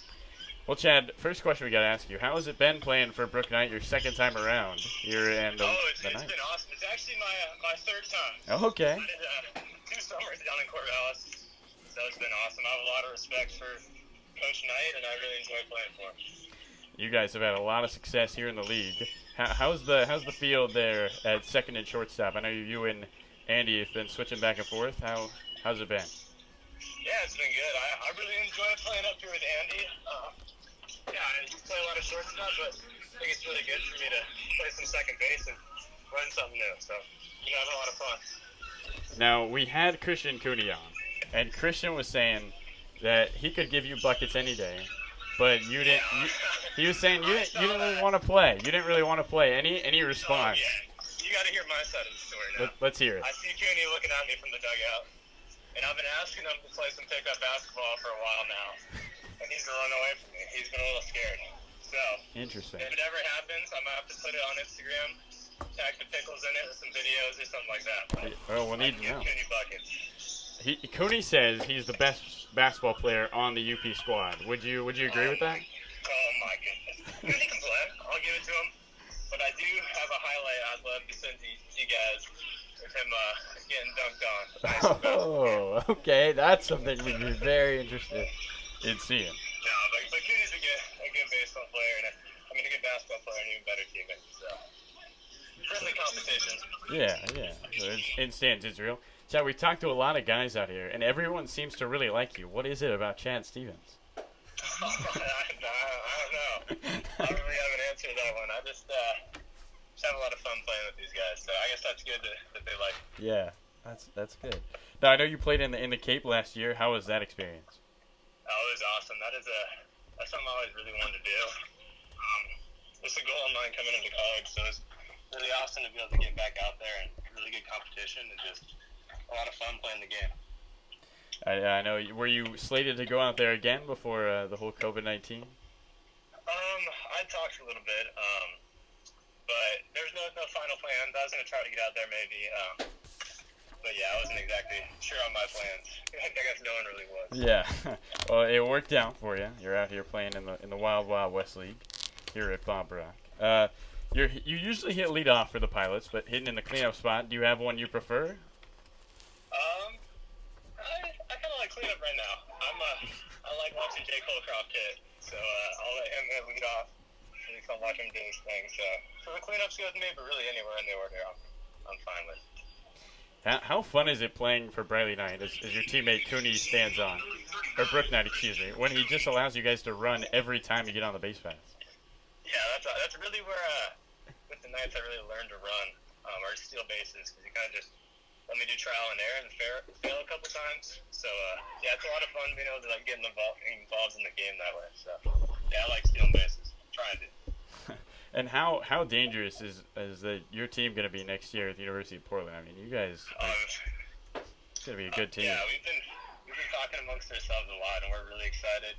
We got pretty much everyone returning, so yeah, it's going to be an exciting time on the Bluff. We got a new stadium coming in that we're really proud of and excited to open up in there this year, hopefully. So yeah, we're really excited. Christian Cooney fouls one back to the screen. Now, have you got to know Briley Knight here in this short couple of weeks? What have you learned about Briley? Oh man, what have I learned about Briley? I like Briley a lot. He's a really nice guy, a really good teammate. Likes to have a good time. He can joke around a little bit, but he's a real competitor between the lines. So I consider him a good friend of mine, and I'm excited to get even closer in that relationship there on the Bluff this year. That's awesome. And as we get 2 outs here, it upstands Dalton Chandler. So you're mixing around between short and second, hanging out there with Andy. Is shortstop your regular position, and Coach Knight's just mixing it around for you? Yeah, well, I played a little bit of second, not too much in school, mostly shortstop at school, but in the summer here and there. So I think it's good for me to learn a new position. I'm trying to play this game as long as I can, so the more positions I know, I think the better off I will be. So I like second too. Yeah, and Chad, you were drafted, is that correct? Yeah, back out of high school. Yeah, and your uncle had played for the same organization, the Padres. Yeah, he did, which is pretty cool. Here's the 1-1 on its way to Dalton. Okay. In this Knights team, who do you think has the best? I know you guys were playing some football earlier. Who's the best DB out there for you guys? Oh man, so I've heard some things about Thomas Dukart, a little bit of a all-state high school football player. Okay. He's a back wide receiver, so I haven't seen him do it yet. He sat out yesterday. Bradley was looking pretty good. Holcroft was holding his own out there. He's doing well. But I think from what I saw yesterday, I'm gonna have to go with Bradley Knight. There you go. There's a swing and a miss by Chandler, and that does it. Quick inning. Any shout-outs you got, Chad, before you head back into the dugout? Yeah, shout out to my parents, and also I know the Holcroft family's watching, so shout out to them as well. All right. Thanks so much for joining us. Yeah, thank you guys.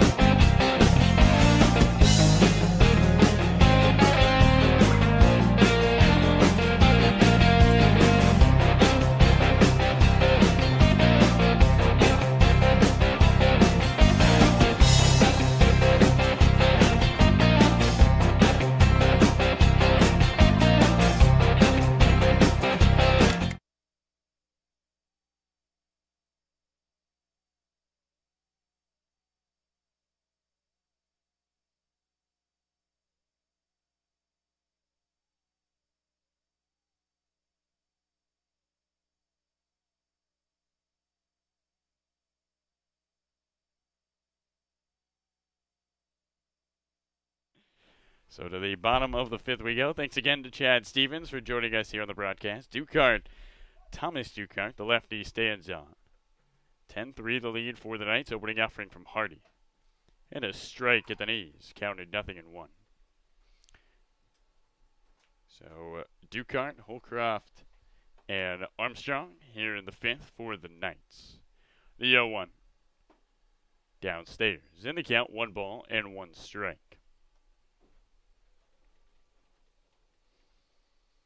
7 runs in the bottom of the third for Westland. They took a 10-3 lead. The 1-1, swinging a roller down the right field line that dribbles foul. And the count at 1 ball and 1 strike. Well, hopefully we get that video from Chad Stevens of Christian Cooney being put on a poster, because evidence is always good when you start talking a little bit. Here's the fifth here at Bob Brock, a game that has been dominated by the team from Westland, and we have said that oh so many times. 1-2. Just misses inside, and the count of 2 balls and 2 strikes. Hardy on the mound. It was Weiss, then Vitus, now Matt Hardy. Mr. Everything for the Pickles. 2-2 to Dukart. And he swings and rakes one into right field. Another ball, another slide, and another highlight play from Danny O'Reilly. How about Danny? Getting it done.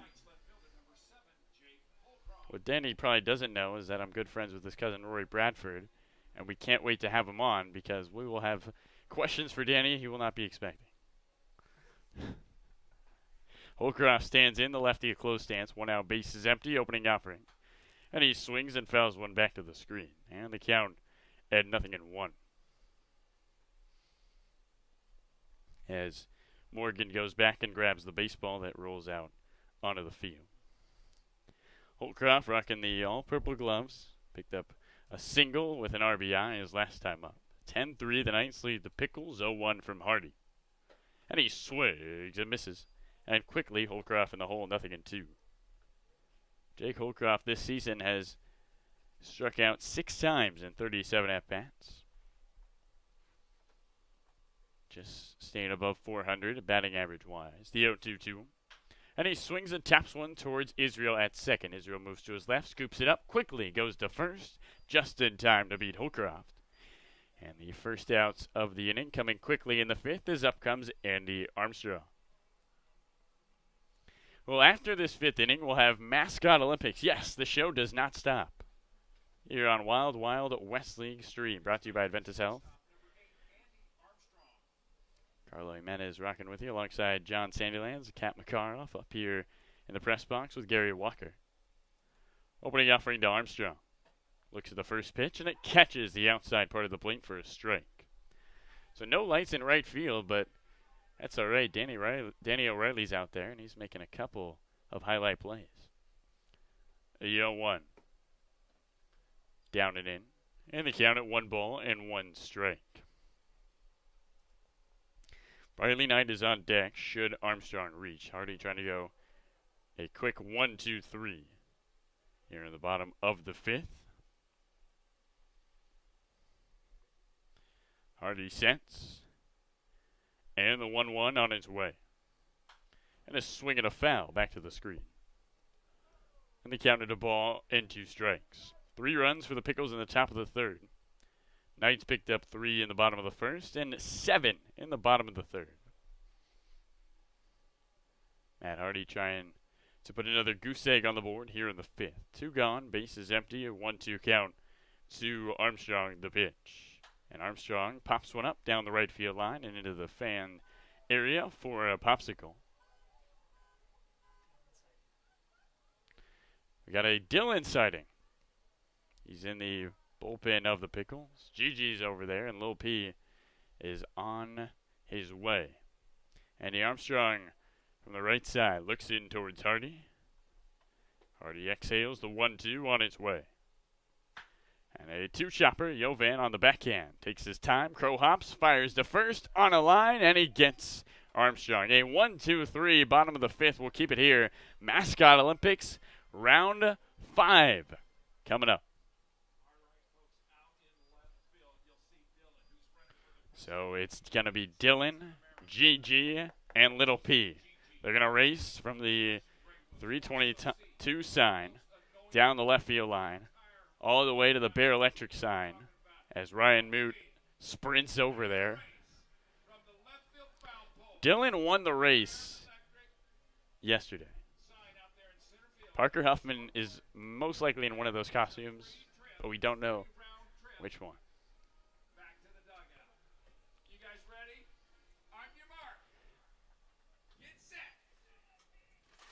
Here we go. Dillon, GG, Lil P. It's pretty neck and neck. They're right with one another. GG spills. It's Lil P and Dillon. Little P shoves Dillon. Little P all the way. No one's going to catch him. And Little P with a Marshawn Lynch dive across the line wins the Mascot Olympics race. How about Lil P? Was it legal? Who cares? He won. We'll take a break and come right back. It's Knights 10, Pickles 3. Lil P's got another gold medal to add to his trophy cabinet.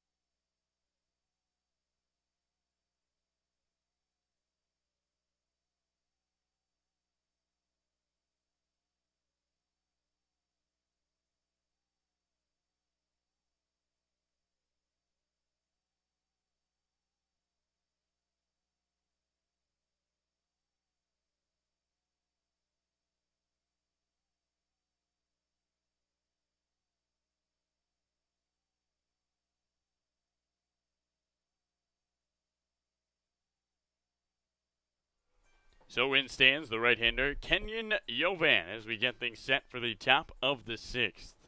Jovan trying to spark something for the Picks. He picked up a single back in the 3rd. A cleanup man looks in, opening offering from Barnum. Outside. And the count of 1 ball and no strikes. Super Barnum on the mound for the Knights. The right-handed thrower. Barnum sets the 1-0. Misses away. And 2 balls and no strikes to Jovan. Jovan 1 for 2 today. As he looks in towards Barnum. Barnum in 7 2/3 has a 1.1 ERA. Absolutely ridiculous. Here's the 2-0. And Jovan swings and belts one, diving to his left, getting to it is Armstrong. Long throw. They got him! You gotta be kidding me. Andy Armstrong. Jovan tips his cap. That's all he can do. Wow. They're stealing a hit, and then there's that. A backhanded dive on the outfield grass on a ball into the gap.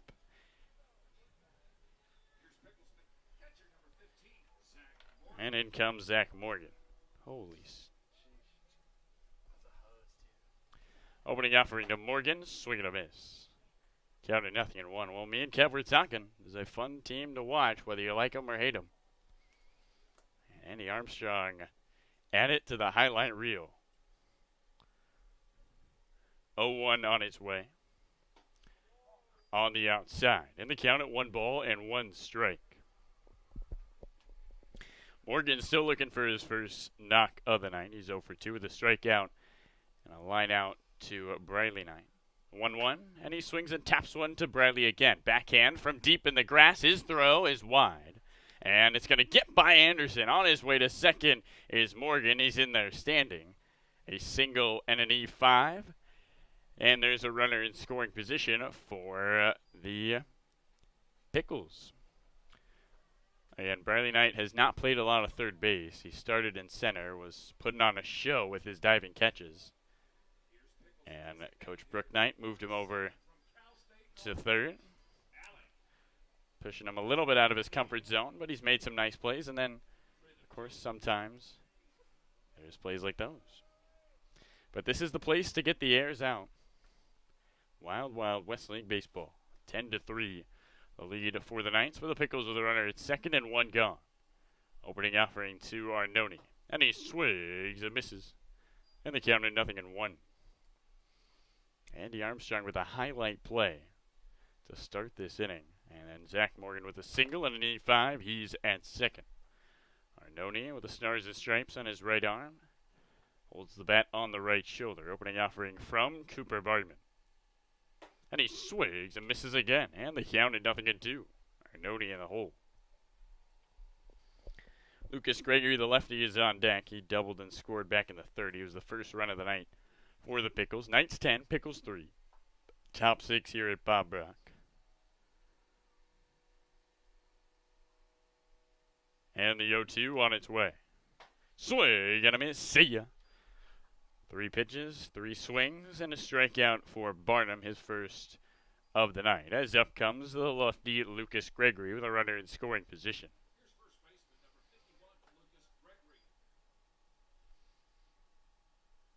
Gregory 1 for 2, looks on. Morgan in scoring position. Barnum's opening offering. Catches the inside part of the plate, and the count at 0-1. 3 runs in the first for the Knights, 7 in the bottom of the 3rd. Pickles with all 3 of their runs coming in the top of the 3rd. We've had zeros in the 4th and the 5th. Pickles trying to get a run here in the 6th with a runner at second. The 0-1. Upstairs. And the count at 1 ball and 1 strike to Gregory. O'Reilly is on deck. He's 2 for 2.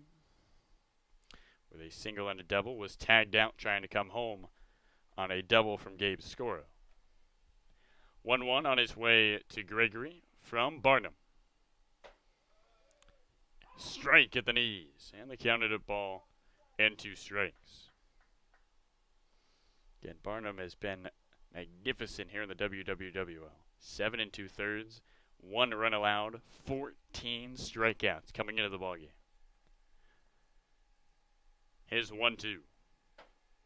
Strike 3 called on the inside part of the plate, and that does it. A highlight play from Andy Armstrong. A single and a runner left in scoring position. To the bottom of the 6th we go. It's 10-3. The Knights lead the Pickles here on our WAP.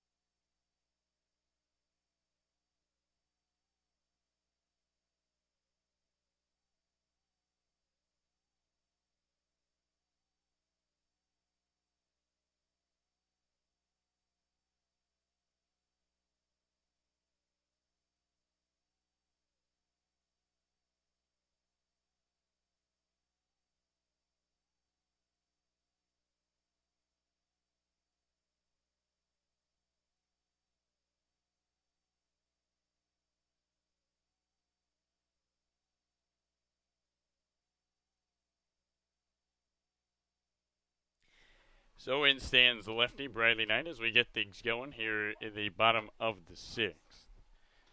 Bradley looks on. Knights 10, Pickles 3, opening offering. And a swing and a shot into right field, past the diving glove of Gregory, and Bradley Knight, the machine, has another hit. 3 singles and a walk. It is just too easy. It's a guy playing chess while everyone else is playing checkers. And we didn't get a chance to ask Chad Stevens about the pants. But hopefully someday we get to. As Stevens steps into the batter's box, he lined out to right his last time up.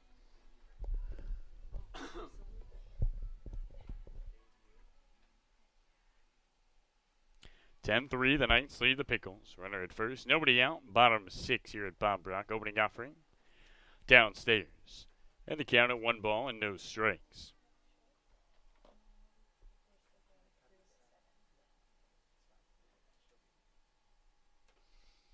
Stevens holds the bat on his right shoulder. Hardy's 1-0. Strike on the outside part of the plate. And the count at 1 ball and 1 strike.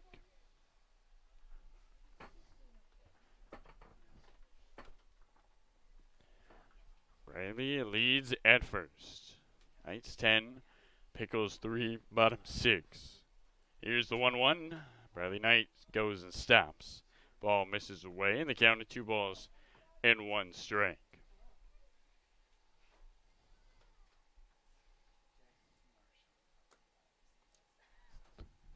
Chad Stevens looks on. Taps the plate once.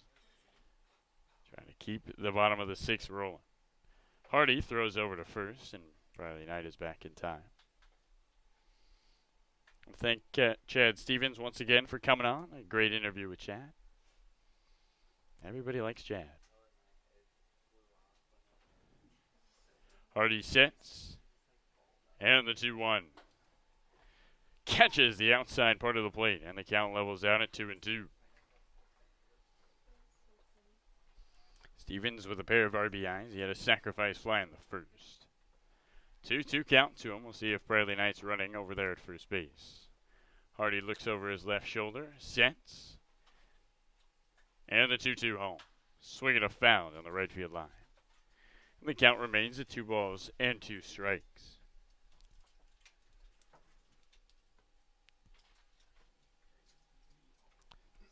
Ten runs, 9 hits, 1 error for Westland. 3 runs, 7 hits, 4 errors for the Pickles.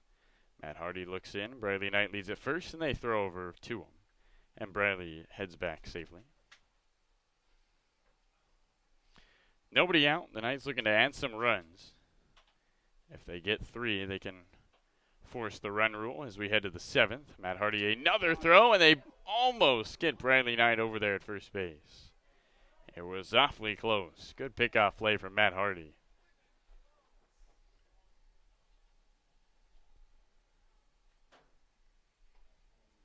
A beautiful yellow moon down the left field line. Absolutely gorgeous here at Bob Brock. A full moon. 1 on, nobody out, the 2-2. Stevens fouls another pitch down the right field line. And the count remains at 2 balls and 2 strikes.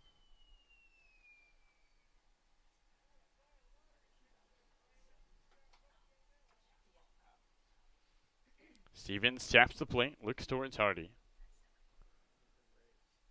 Looks on with a runner at first and nobody out. A battle with Stevens here in the bottom of the 6th. 2-2 home.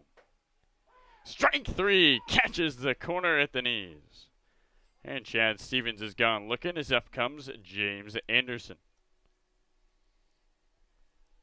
So 1 gone with 1 on. Anderson was hit by a pitch and walked. He scored both times he reached base. Flew out to right field on a great play by Danny O'Reilly.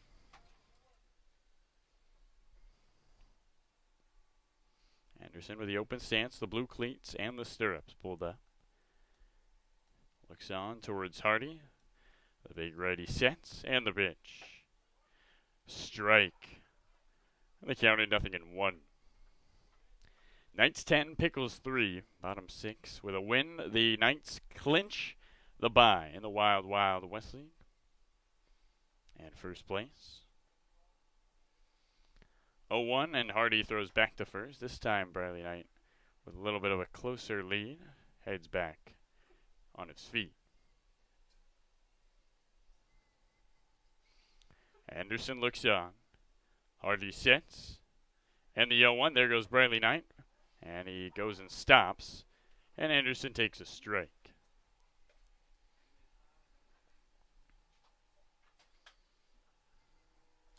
Bradley Knight singled to start the inning. Chad Stevens struck out looking. In stands James Anderson. 1 on, 1 out. 10-3, Westland's lead over the Pickles. Hardy sets at the belt. And the 0-2. Swing and a miss. See ya. Back-to-back Ks for Matt Hardy. And up comes the right-hander Jake Lakeham with 2 gone and 1 on.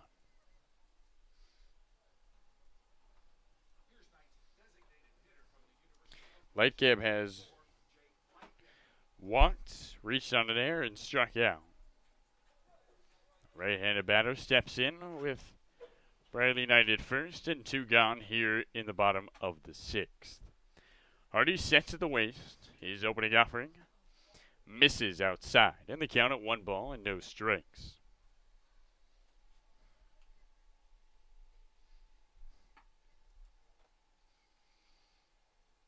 Hardy, after giving up the leadoff single, trying to finish the sitting off with a 0 on the board. 1-0, up and away, and the count at 2 balls and no strikes.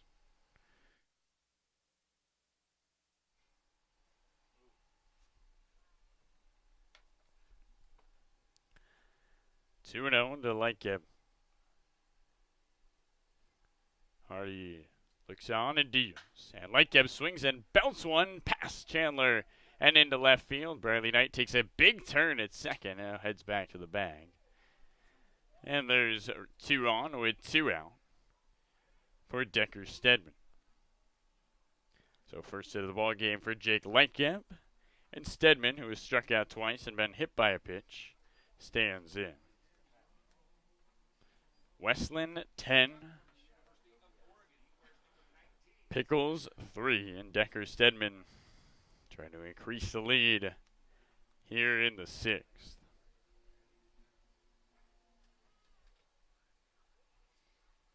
Hardy looks towards Zach Morgan. Gets the signs. Sits at the belt. And his opening offering. And a swing and a foul on the left field line. There's two young kids down there behind the Pickles dugout who have been racing for baseballs all night. Getting a lot of running in over there. Their parents must be happy. These two will be passed out on the car ride back.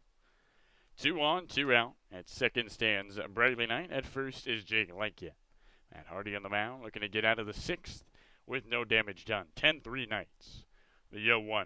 And Stedman fouls it back to the screen. Count and 0-2. Decker's in the hole.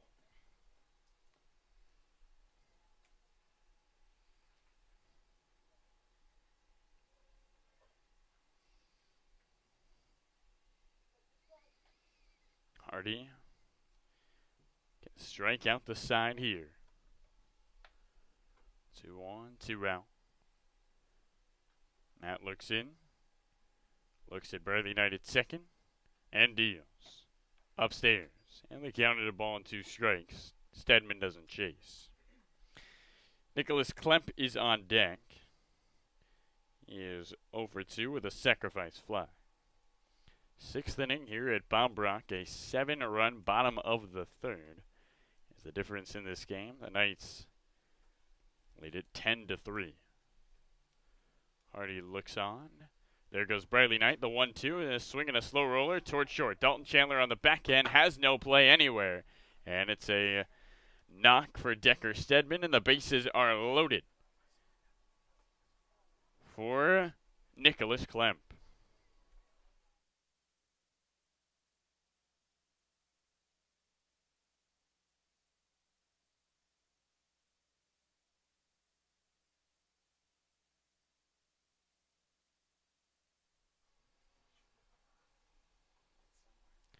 So in stands the right-hander Nicholas Klemp. At third is Bradley Knight. Second is Lykia. First stands Stedman. Opening offering to the righty.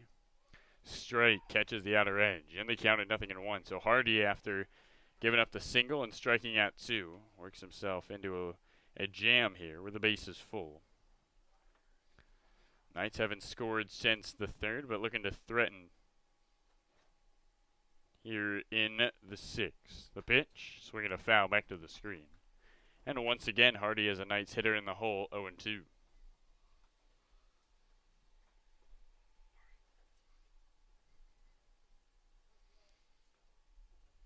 The final game of our 6-game weekend.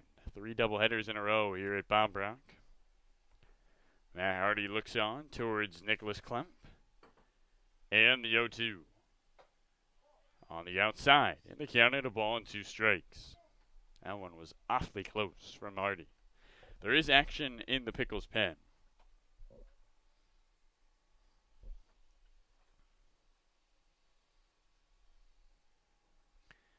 Bases are loaded.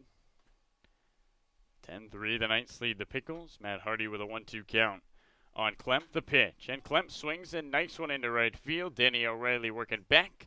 The lights might be turned off, but O'Reilly gets under it and makes the catch. To the 7th we go. We'll have Parker Huffman and a special guest when we return. It's 10-3 Westland over the Pickles.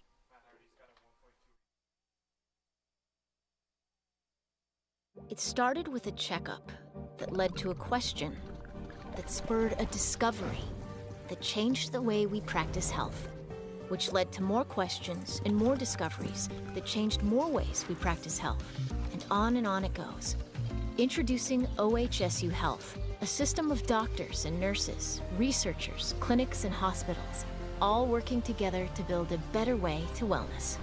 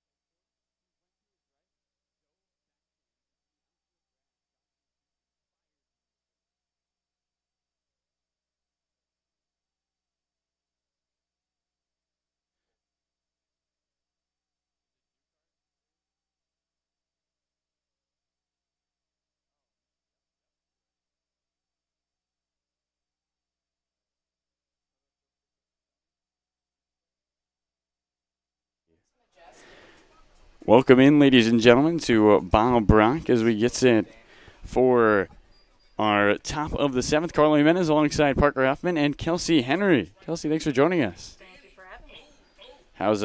How is everybody doing today? Doing fantastic. Yeah? Fantastic. So, Kelsey, you have some relation to the Brock family. Why don't you explain to our audience that? I do.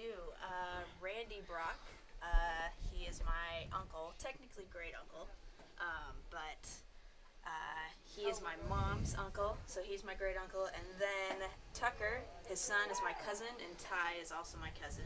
And before I move on, I just need to make a point to them. This is how you give a shout out, boys. Let them know.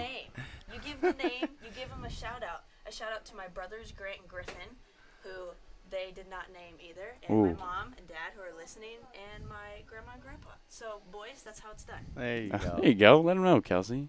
Kelsey, how'd you get roped in with the Pickles? I was actually, it's kind of a weird story. So I was actually at Tucker's house when they got a call that the Pickles might be potentially looking into playing here this summer. And it was kind of just a cool thing that was going to happen here that had never really happened before. And a couple days later, Randy was like, I talked to Ross, he's a really good guy, and I think you should talk to him about possibly interning. So that's kind of how that went. Nice. Well, it's good to join the team, the squad, here up here. Parker, how did you get roped in with the Pickles? Well, This is a story I haven't heard. yeah, my story was a little bit more of me asking, on the verge of begging, to work for the Pickles. I applied and got in contact with Ross early, but There's a ground out by Scoro, and there's 2 gone here in the 7th. But yeah, I got in contact with Ross and, just kind of expressed how much I'd love to work for the Pickles, considering that I was somewhat of a local guy growing up in West Linn. And took a while, had to send a couple follow-ups, but ended up securing the internship, and then was an intern for them last summer, and they decided to hire me on full-time after the season, so I've been with them ever since. Now, Kelsey, have you ever had to attend to the field? No. Okay. Randy doesn't really let anyone tend to his field, except for, himself. Makes sense. Yeah. So Randy and Randy only. Yeah, even Ty and Tucker were telling us they never get to mow much. No. We saw Tucker this morning, and he's like, look, Randy did let me mow this morning. Yeah, well, that's kind of how it goes out here. Now, do you remember your first game here? I mean, I had to have been, tiny. A baby, for sure. Because I was born in August. So, a few months. Come baseball season, only a few months. So. And if you had to estimate the hours you spend out here? I maybe don't want to think about it. If I don't even think about it, well, definitely not as many as Randy, let me tell you that. There you go. I mean, in high school I was out here a lot. Okay. And then my brothers played, so I was out here when they were playing. And now I'm back, so. There you go. Do you like being back? I do like being back, Hey. actually. I like that baseball's back. Baseball is back. Yeah. Pickles are back. Well, not in this game, but Yeah. they're back playing. Here's a foul in the left field line. Now, I know Tucker and Ty were going out a little bit, talking a little trash. Is there anybody in the family, I know you called out on the shout-outs, anybody you want to call out? Anyone that I want to call out? Oh, The floor is man. yours. I mean, I don't want to be too mean, right? There you go. I already called those 3 jokers out, so There you I think go. that's enough for tonight. Well, the top of the 7th is over. We'll keep it here at Bob Brock. Carly Jimenez, Parker Huffman, Kelsey Henry. Kelsey, you've been doing first base cam, is that right? Yes, I have. Yep, this is a different view, so How do you Yeah. like it up here? I like it. But there's not I don't have to look through a net. over There you so. go. And you've been doing a pretty good job at first base cam, if I might say so. Have you ever done it before? I have not. No. Okay. She picked up quickly. She definitely did. That's what I'm saying, If you know the game of baseball, I think it certainly helps when you're running the cameras here. Yeah, for sure. And Kelsey was able to step in and really help us out. Gotta say, we couldn't have done it without her. We couldn't have done it without anybody up here on the stream team. So, shout out the stream team. Stream team. Yeah, it's everybody, really. Yeah. So as we get set for the bottom of the 7th, new pitcher on the mound, Nick Krupp, the 6'7", 227 power forward / pitcher. Big boy. That is a big boy. I mean, they where he releases the ball, he's already halfway home. How about Matt Hardy, though, huh? All We right. gotta give a little shout out to Matt Hardy. I think now the adjusted ERA is sitting around 1.28, somewhere around there after 14 innings. So good to see Matt Hardy back in a Pickles uniform and showing out for the boys. It really is. It really is. Yeah. He's had a great summer here.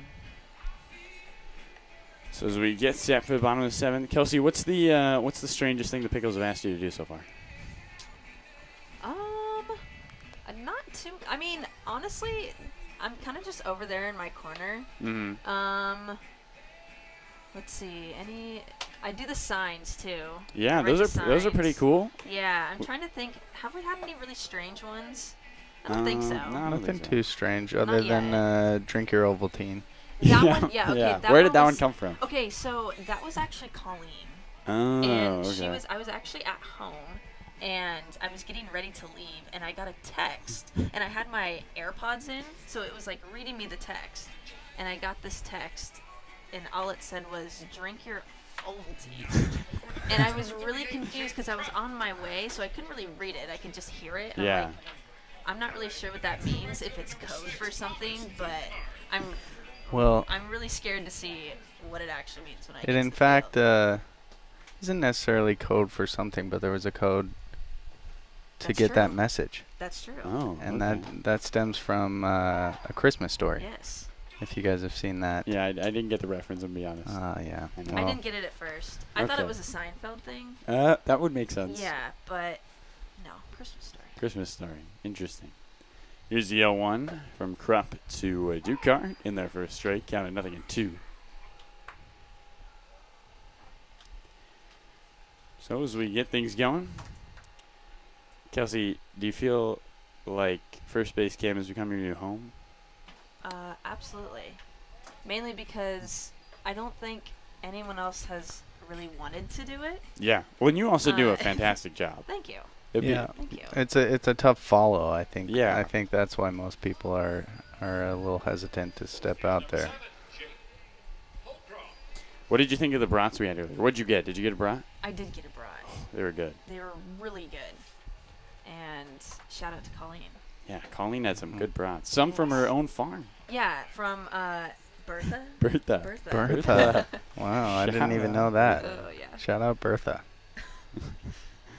0-1 on its way to Holcroft. Up and away. The count of 1-1. So Ethan Trupp on the mound. As Jake Holcroft.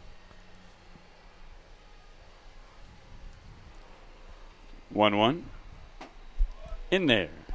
In the count of 1-2. Now, Kelsey, did you get a chance to see the Mascot Olympics? I did. I got a really good shot of it over at first base. Thoughts on Lil P? He's always playing a little dirty. You know what? Yeah. So when Gigi tripped up, Uh-huh. I thought, oh man, it's anyone's game now. Yeah. So they were coming down the line, and I thought I saw Little P give a nudge. You know, we're way far away, so I don't want to. Yeah, I don't couldn't wanna- really see, Right. but it did look that way. I thought I saw it too. 2-2, swing and a miss. Holcroft strikes out. Close call for sure. Win's a win, though, right? That's what they say. So Yeah, just ask the Astros. I think now. Doesn't matter how you get there. Touche. I think officially last night Robert called out on the PA that Lil P won the race, and it seemed that way, but we had a photo finish and ran it back. It looked like Dylan won last night. So Way I think. ahead. Oh, great play. Line shot to first, and that does it. Well, Any shout-outs you want to give, Kelsey, before we come off? Just again, boys down at the left field line, Tucker, Randy, Ty, who's might be listening, my parents, Grandma and Grandpa. That's about it. Oh, my brothers. Can't forget them. All right. Thanks so much for joining us. 10-3 to the bottom. The top of the 8th we go here at Bob Brown.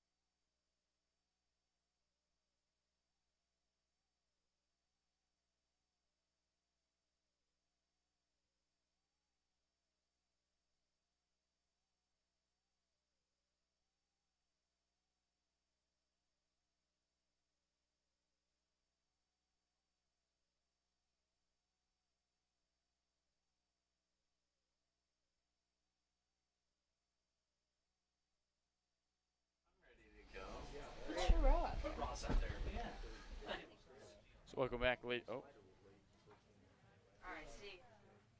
welcome back, ladies and gentlemen. Christian Cooney, look out, almost takes one inside. The right-handed batter to lead things off here in the top of the 8th.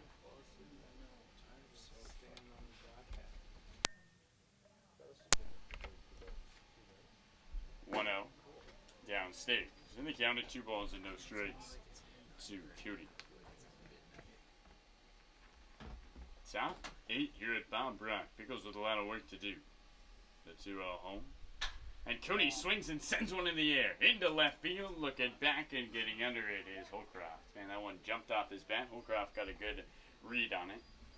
And there's one gone here in the 8th.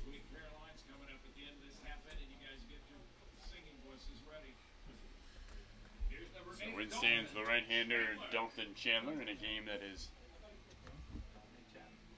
moving here at Barbara. We have not seen a run since the 3rd. In stands Chandler. And he takes a strike. And he counted 0-1.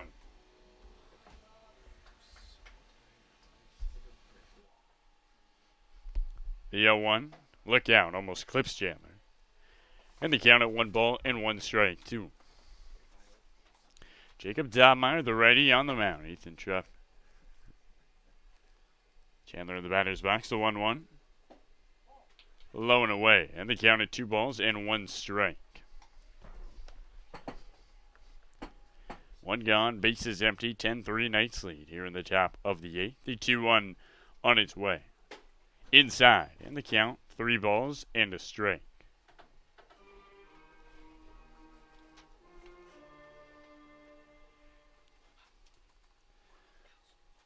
3-1 home to Chandler. And he swings and misses, and the count runs full 3-2. Well, thanks so much for Kelsey Henry, Parker Huffman for joining us here in the booth. Had a lot of guests. It's been a party here on the stream. Payoff pitch. Chandler swings and belts one into the gap into left center field, and he's going to have a lot of time to run. Around first he goes, fielded by Holcroft. The throw-in's a good one. Chandler head first slide, and Stevens unable to snag the ball on a hop. As Dalton Chandler picks up a double, the Pickles put a runner in scoring position. As in stands Kenyon Yovan with an opportunity for an RBI.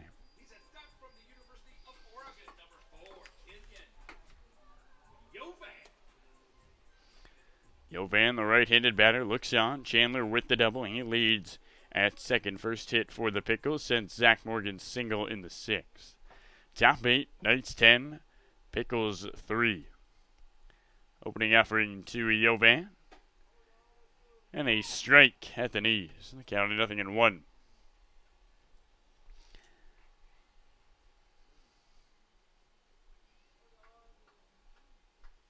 Dobmeyer looks on. Chandler with a large lead over there at second base. Pickles trying to slice into the Knights' 7-run lead. The 0-1. Downstairs. In the count, a 1 ball and 1 strike.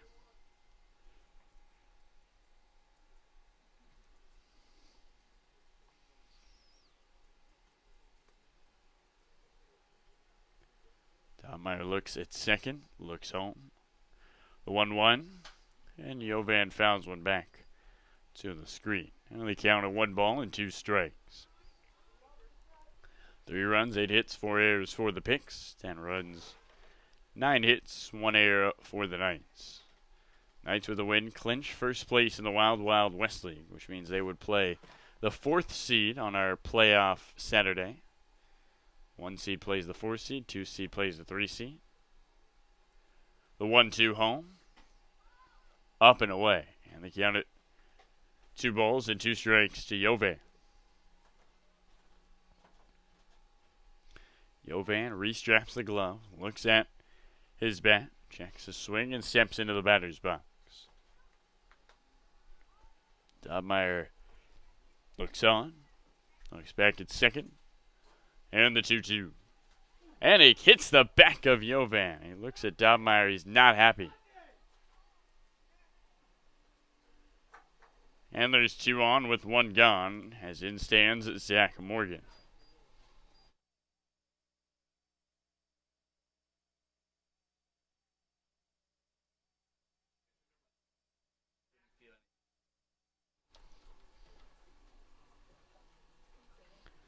And now we're going to get a mound visit between Dobmeyer and Klemp. Tony Boeto into the ball game for Morgan. Tony out of Santa Clara University, where my father teaches.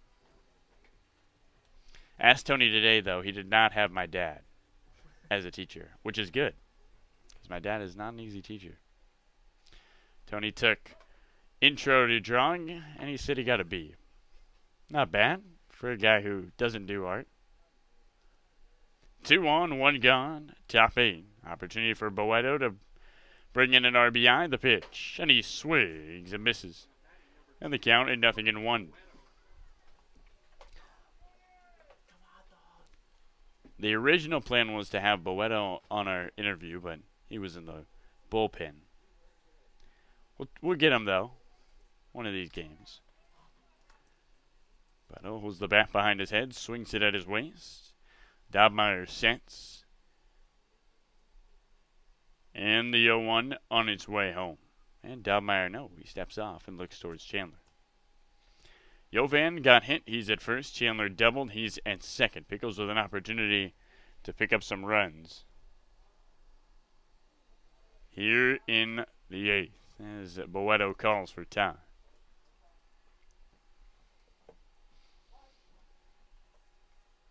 The catcher hitting DH today looks on. Dobmeyer looks at Chandler at second, deals the 0-1. And Boeto swings and rockets one down the left field line, foul. And the count at 0-2 strikes. Wind is blowing from right to left. The lights are out in right field.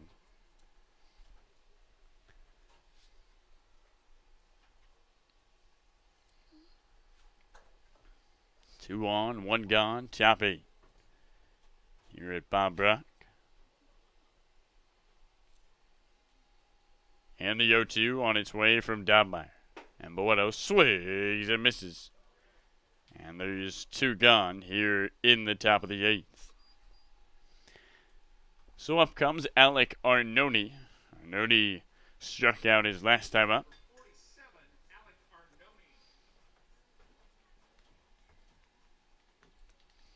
Chandler at second. Jovan at first. Here at Bob Brock, top 8, 10-3. Westland leads Portland, the opening offering. And a swing and a miss from Arnone.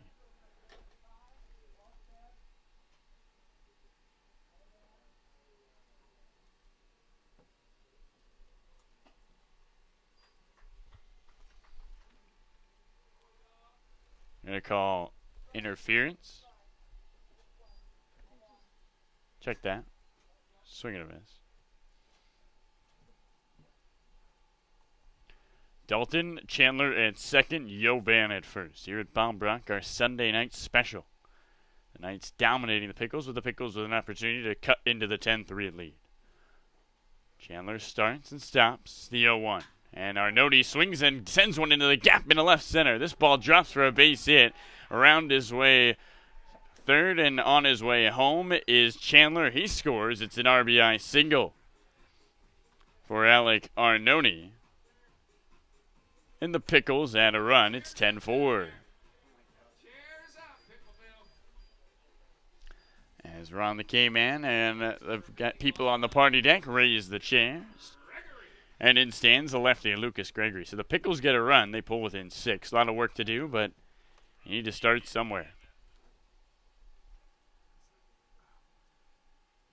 Opening offering. Up and away. And the count at 1-0.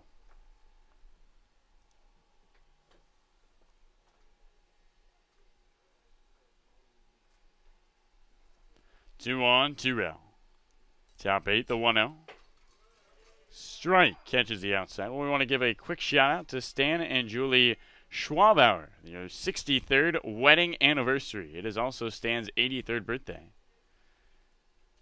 Good job by Stan to have his wedding anniversary and his birthday on the same day, so he'll never forget. That's a smart play.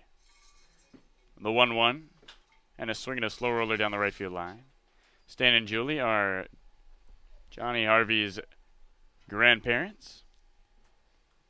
Johnny, our great intern, does a lot of things for the Pickles. Kind of a utility man. 1-2 to the lefty Gregory. 2 on, 2 out. Pickles trying to add some runs, down 10-4. Dobmeyer's pitch to the lefty. Swing and a miss. Gregory strikes out. Ball's in the dirt. And they're going to call him out. So no throw over. That does it here for the top of the 8th. 1 run by the Pickles, 2 left aboard. It's 10-4. The lead for the Knights as we take a break here in the 8th.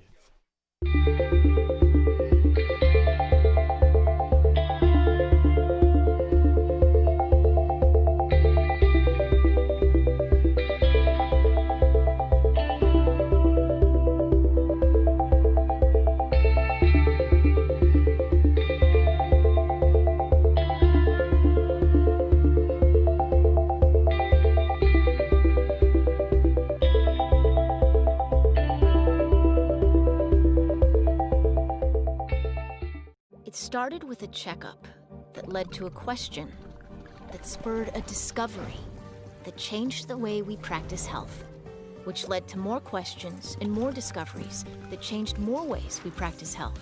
And on it goes. Introducing OHSU Health, a system of doctors and nurses, researchers, clinics, and hospitals, all working together to build a better way to wellness.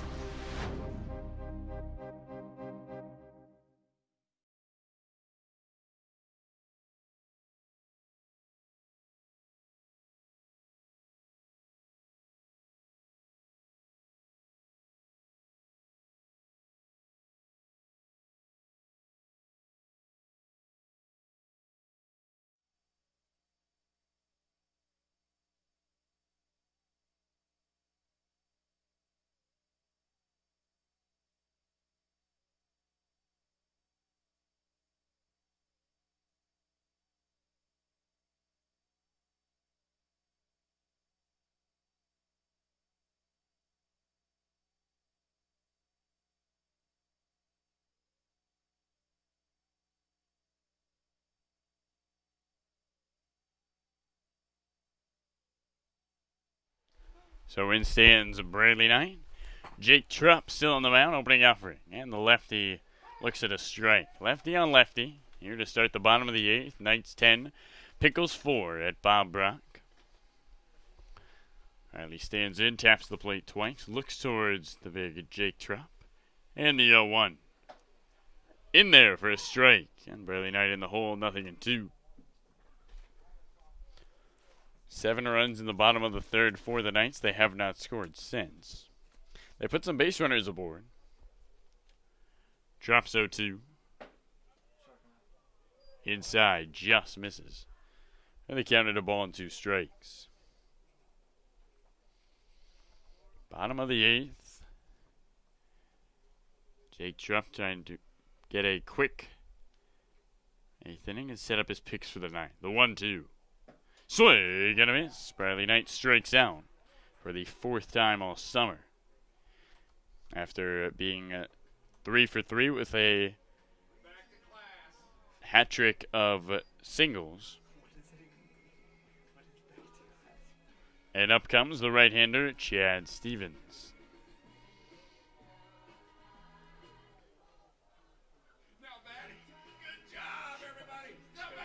Our host and PA announcer, Robert Jones, trying to get everybody to sing Sweet Caroline. 1 out, right-hander Stevens looks in the opening offering. And he looks at a ball outside, the count of 1-0. Westland 10, Pickles 4. Stevens in the cleanup spot, looks on, the 1-0 home. And the ball misses up and away, counted 2 balls and no strikes.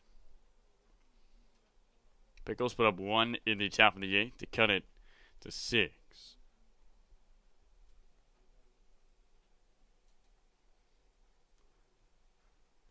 Ethan drops 2-0. Catches the outside part of the plate, and they count it 2-1.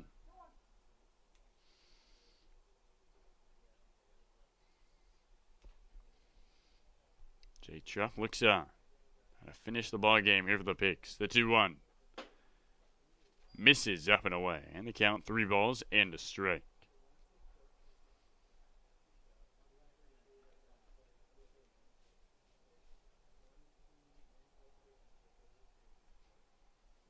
Stevens steps into the box. The pitch misses low and away, and Chad Stevens jogs down to first with his walk, as up comes the right-hander James Anderson. Bullpen is quiet for the Pickles, so it'll be all Jake Trupp. Try to finish this bottom of the 8th.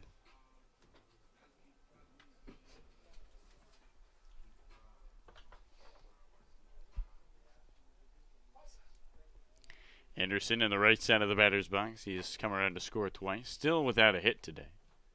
Opening offering. Up and away. He has been hit by a pitch. Counted 1-0 to him and took a walk. 7-run 3rd is the difference in this ball game. Knights lead it 10-4.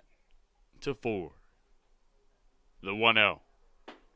In there for a strike. And the count of 1 ball and 1 strike. The 4 errors by the Pickles are what really hurts them. 7 runs in the 3rd wall were all earned by the Knights, but the 3 to start the ball game they got with only 1 hit. Here's the 1-1. Almost clips Anderson. He swings and misses. Anderson must have been guessing something else and guessed completely wrong. 1 ball and 2 strikes to Anderson. Leading at first is Chad Stevens. And the pitch. Way up and outside. And the count levels out 2-2.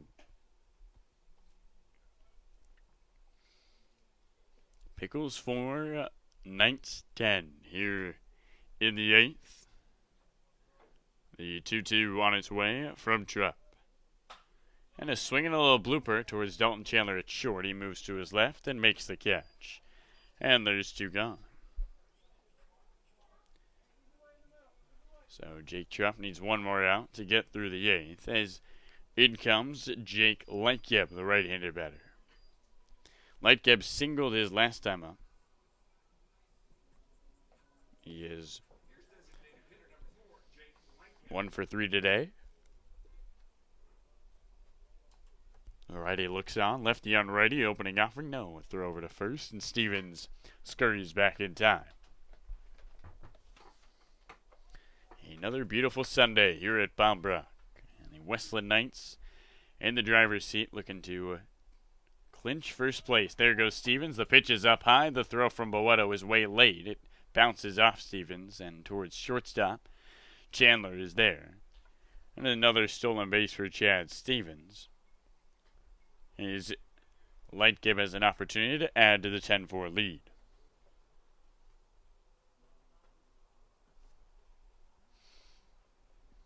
Two gone, runner at second.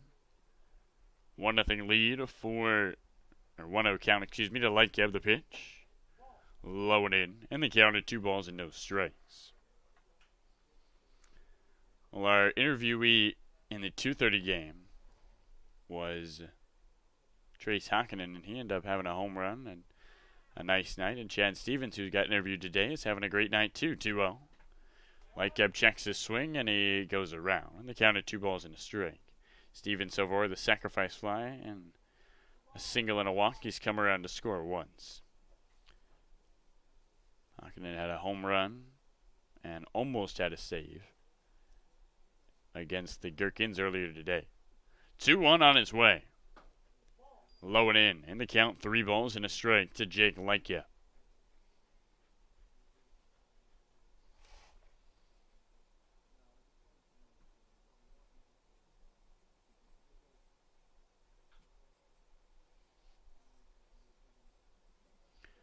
Three-1.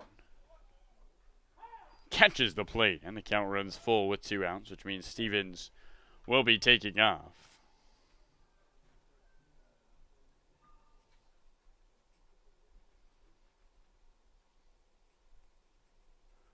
The 3-2 misses, low and away, and the inning continues. So a walk to Lightgib as up comes the lefty Decker Stedman. Stedman was hit by a pitch in the 3rd, came around to score, singled in the 6th. 2 on, 2 out, bottom 8. Knights on the cusp of celebrating a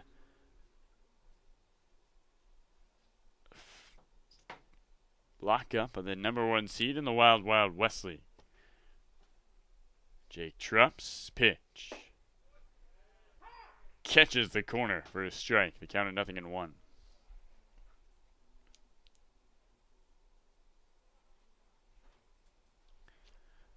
Trupp, the big 6'7" pitcher, sets at the belt. Eyeballs Stevens, the 0-1.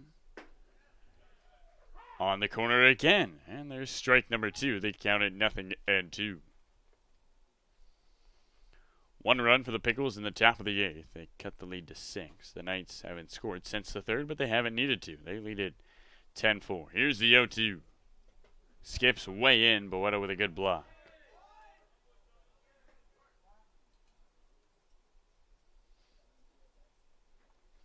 They counted a ball and 2 strikes to Stedman. Boeto getting some props from his teammates. A quiet Sunday here at Bombrock. Closing up a great week of baseball in Aurora, Oregon. Lefty Stedman looks on. And the 1-2 home. Checks his swing, and he goes around, and that does it. A strikeout to end the 8th. To the 9th we go. 2 left aboard, and a single for the Knights. It's 10-4. Westland looking to close things out here in Aurora, Oregon on our Wild Wild West League stream, brought to you by Aventus Health.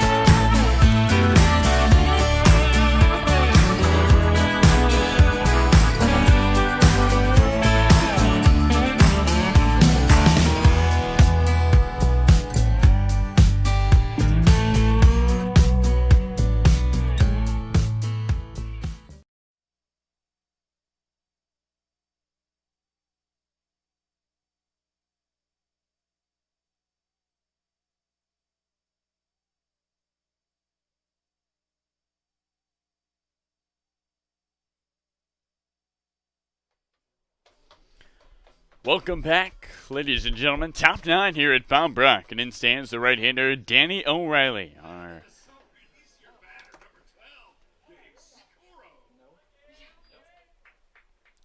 opening offering to O'Reilly. Look out. And he checks his swing and can't hold up. Maybe trying to protect himself there. That ball came way inside. And they counted 0-1. O'Reilly's had himself a great game. A double, a single, a couple of defensive gems. The 0-1 to the righty. And he looks at a ball downstairs to count it 1-1. 1 run in the top of the 8th for the Pickles. They need 6 here at the top of the 9th. The 1-1 home. On the outside for a strike. And the count of the ball and 2 strikes to O'Reilly. It's not impossible, but very improbable for the Picks. Dobmeyer's 1-2. And O'Reilly slices one down the right field line.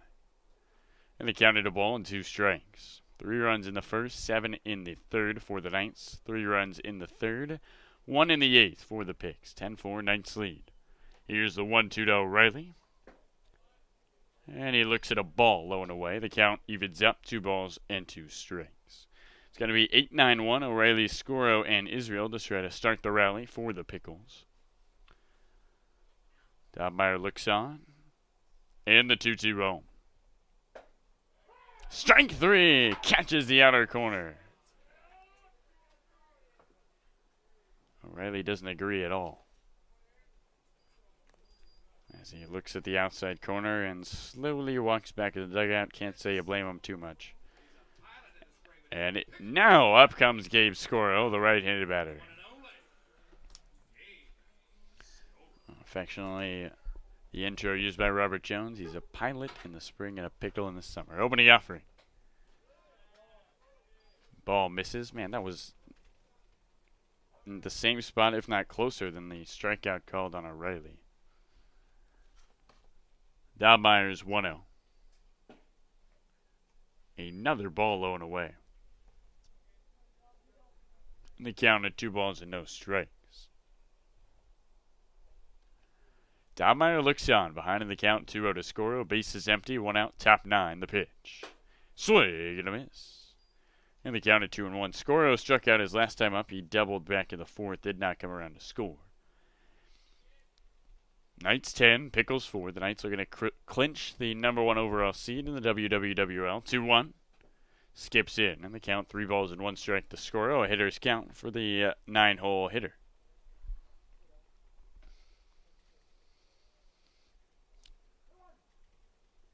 Dobmeyer won't get the save, but he's had a nice couple of innings here. The 3-1. And a swing and a 2-hopper for Armstrong. He scoops it up, has trouble at first, across his body quickly, and not in time. A infield single for Gabe Scoro, his second of the ball game. And the inning continues as up comes the lefty, Nick Israel.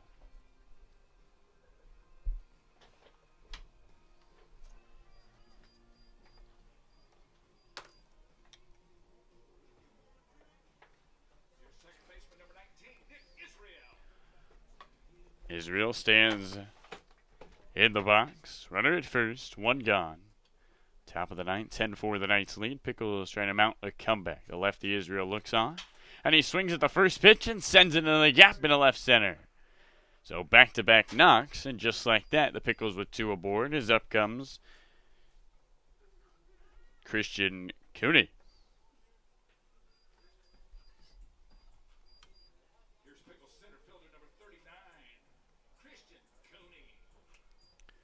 Cooney singled, picked up an RBI in the 3rd.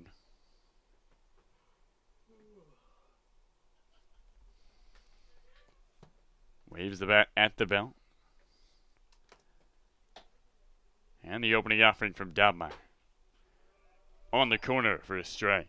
And the count at 0-1 to Cooney.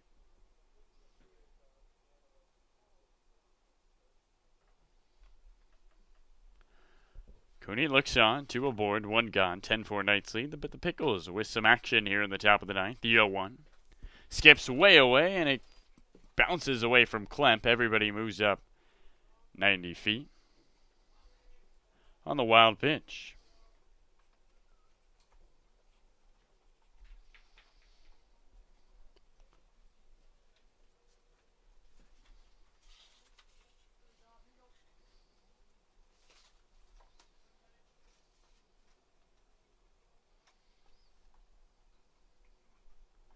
Two in scoring position, one gone, top 9. 1-1 on his way from Dobmeyer. And Cooney swings and flies one down the right field line toward the party deck. Anderson goes over there, and he can't get to it as it just bounces foul. Over towards our great camera operator, Kelsey Henry.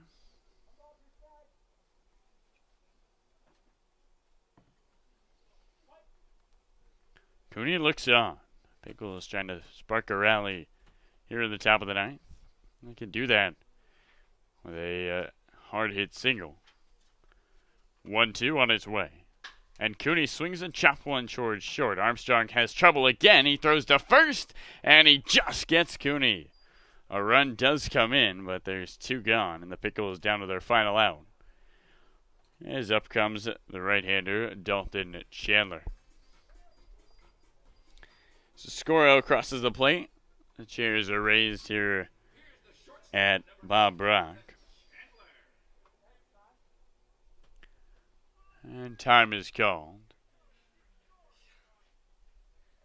Coach Brooke Knight talking to Dobmeyer.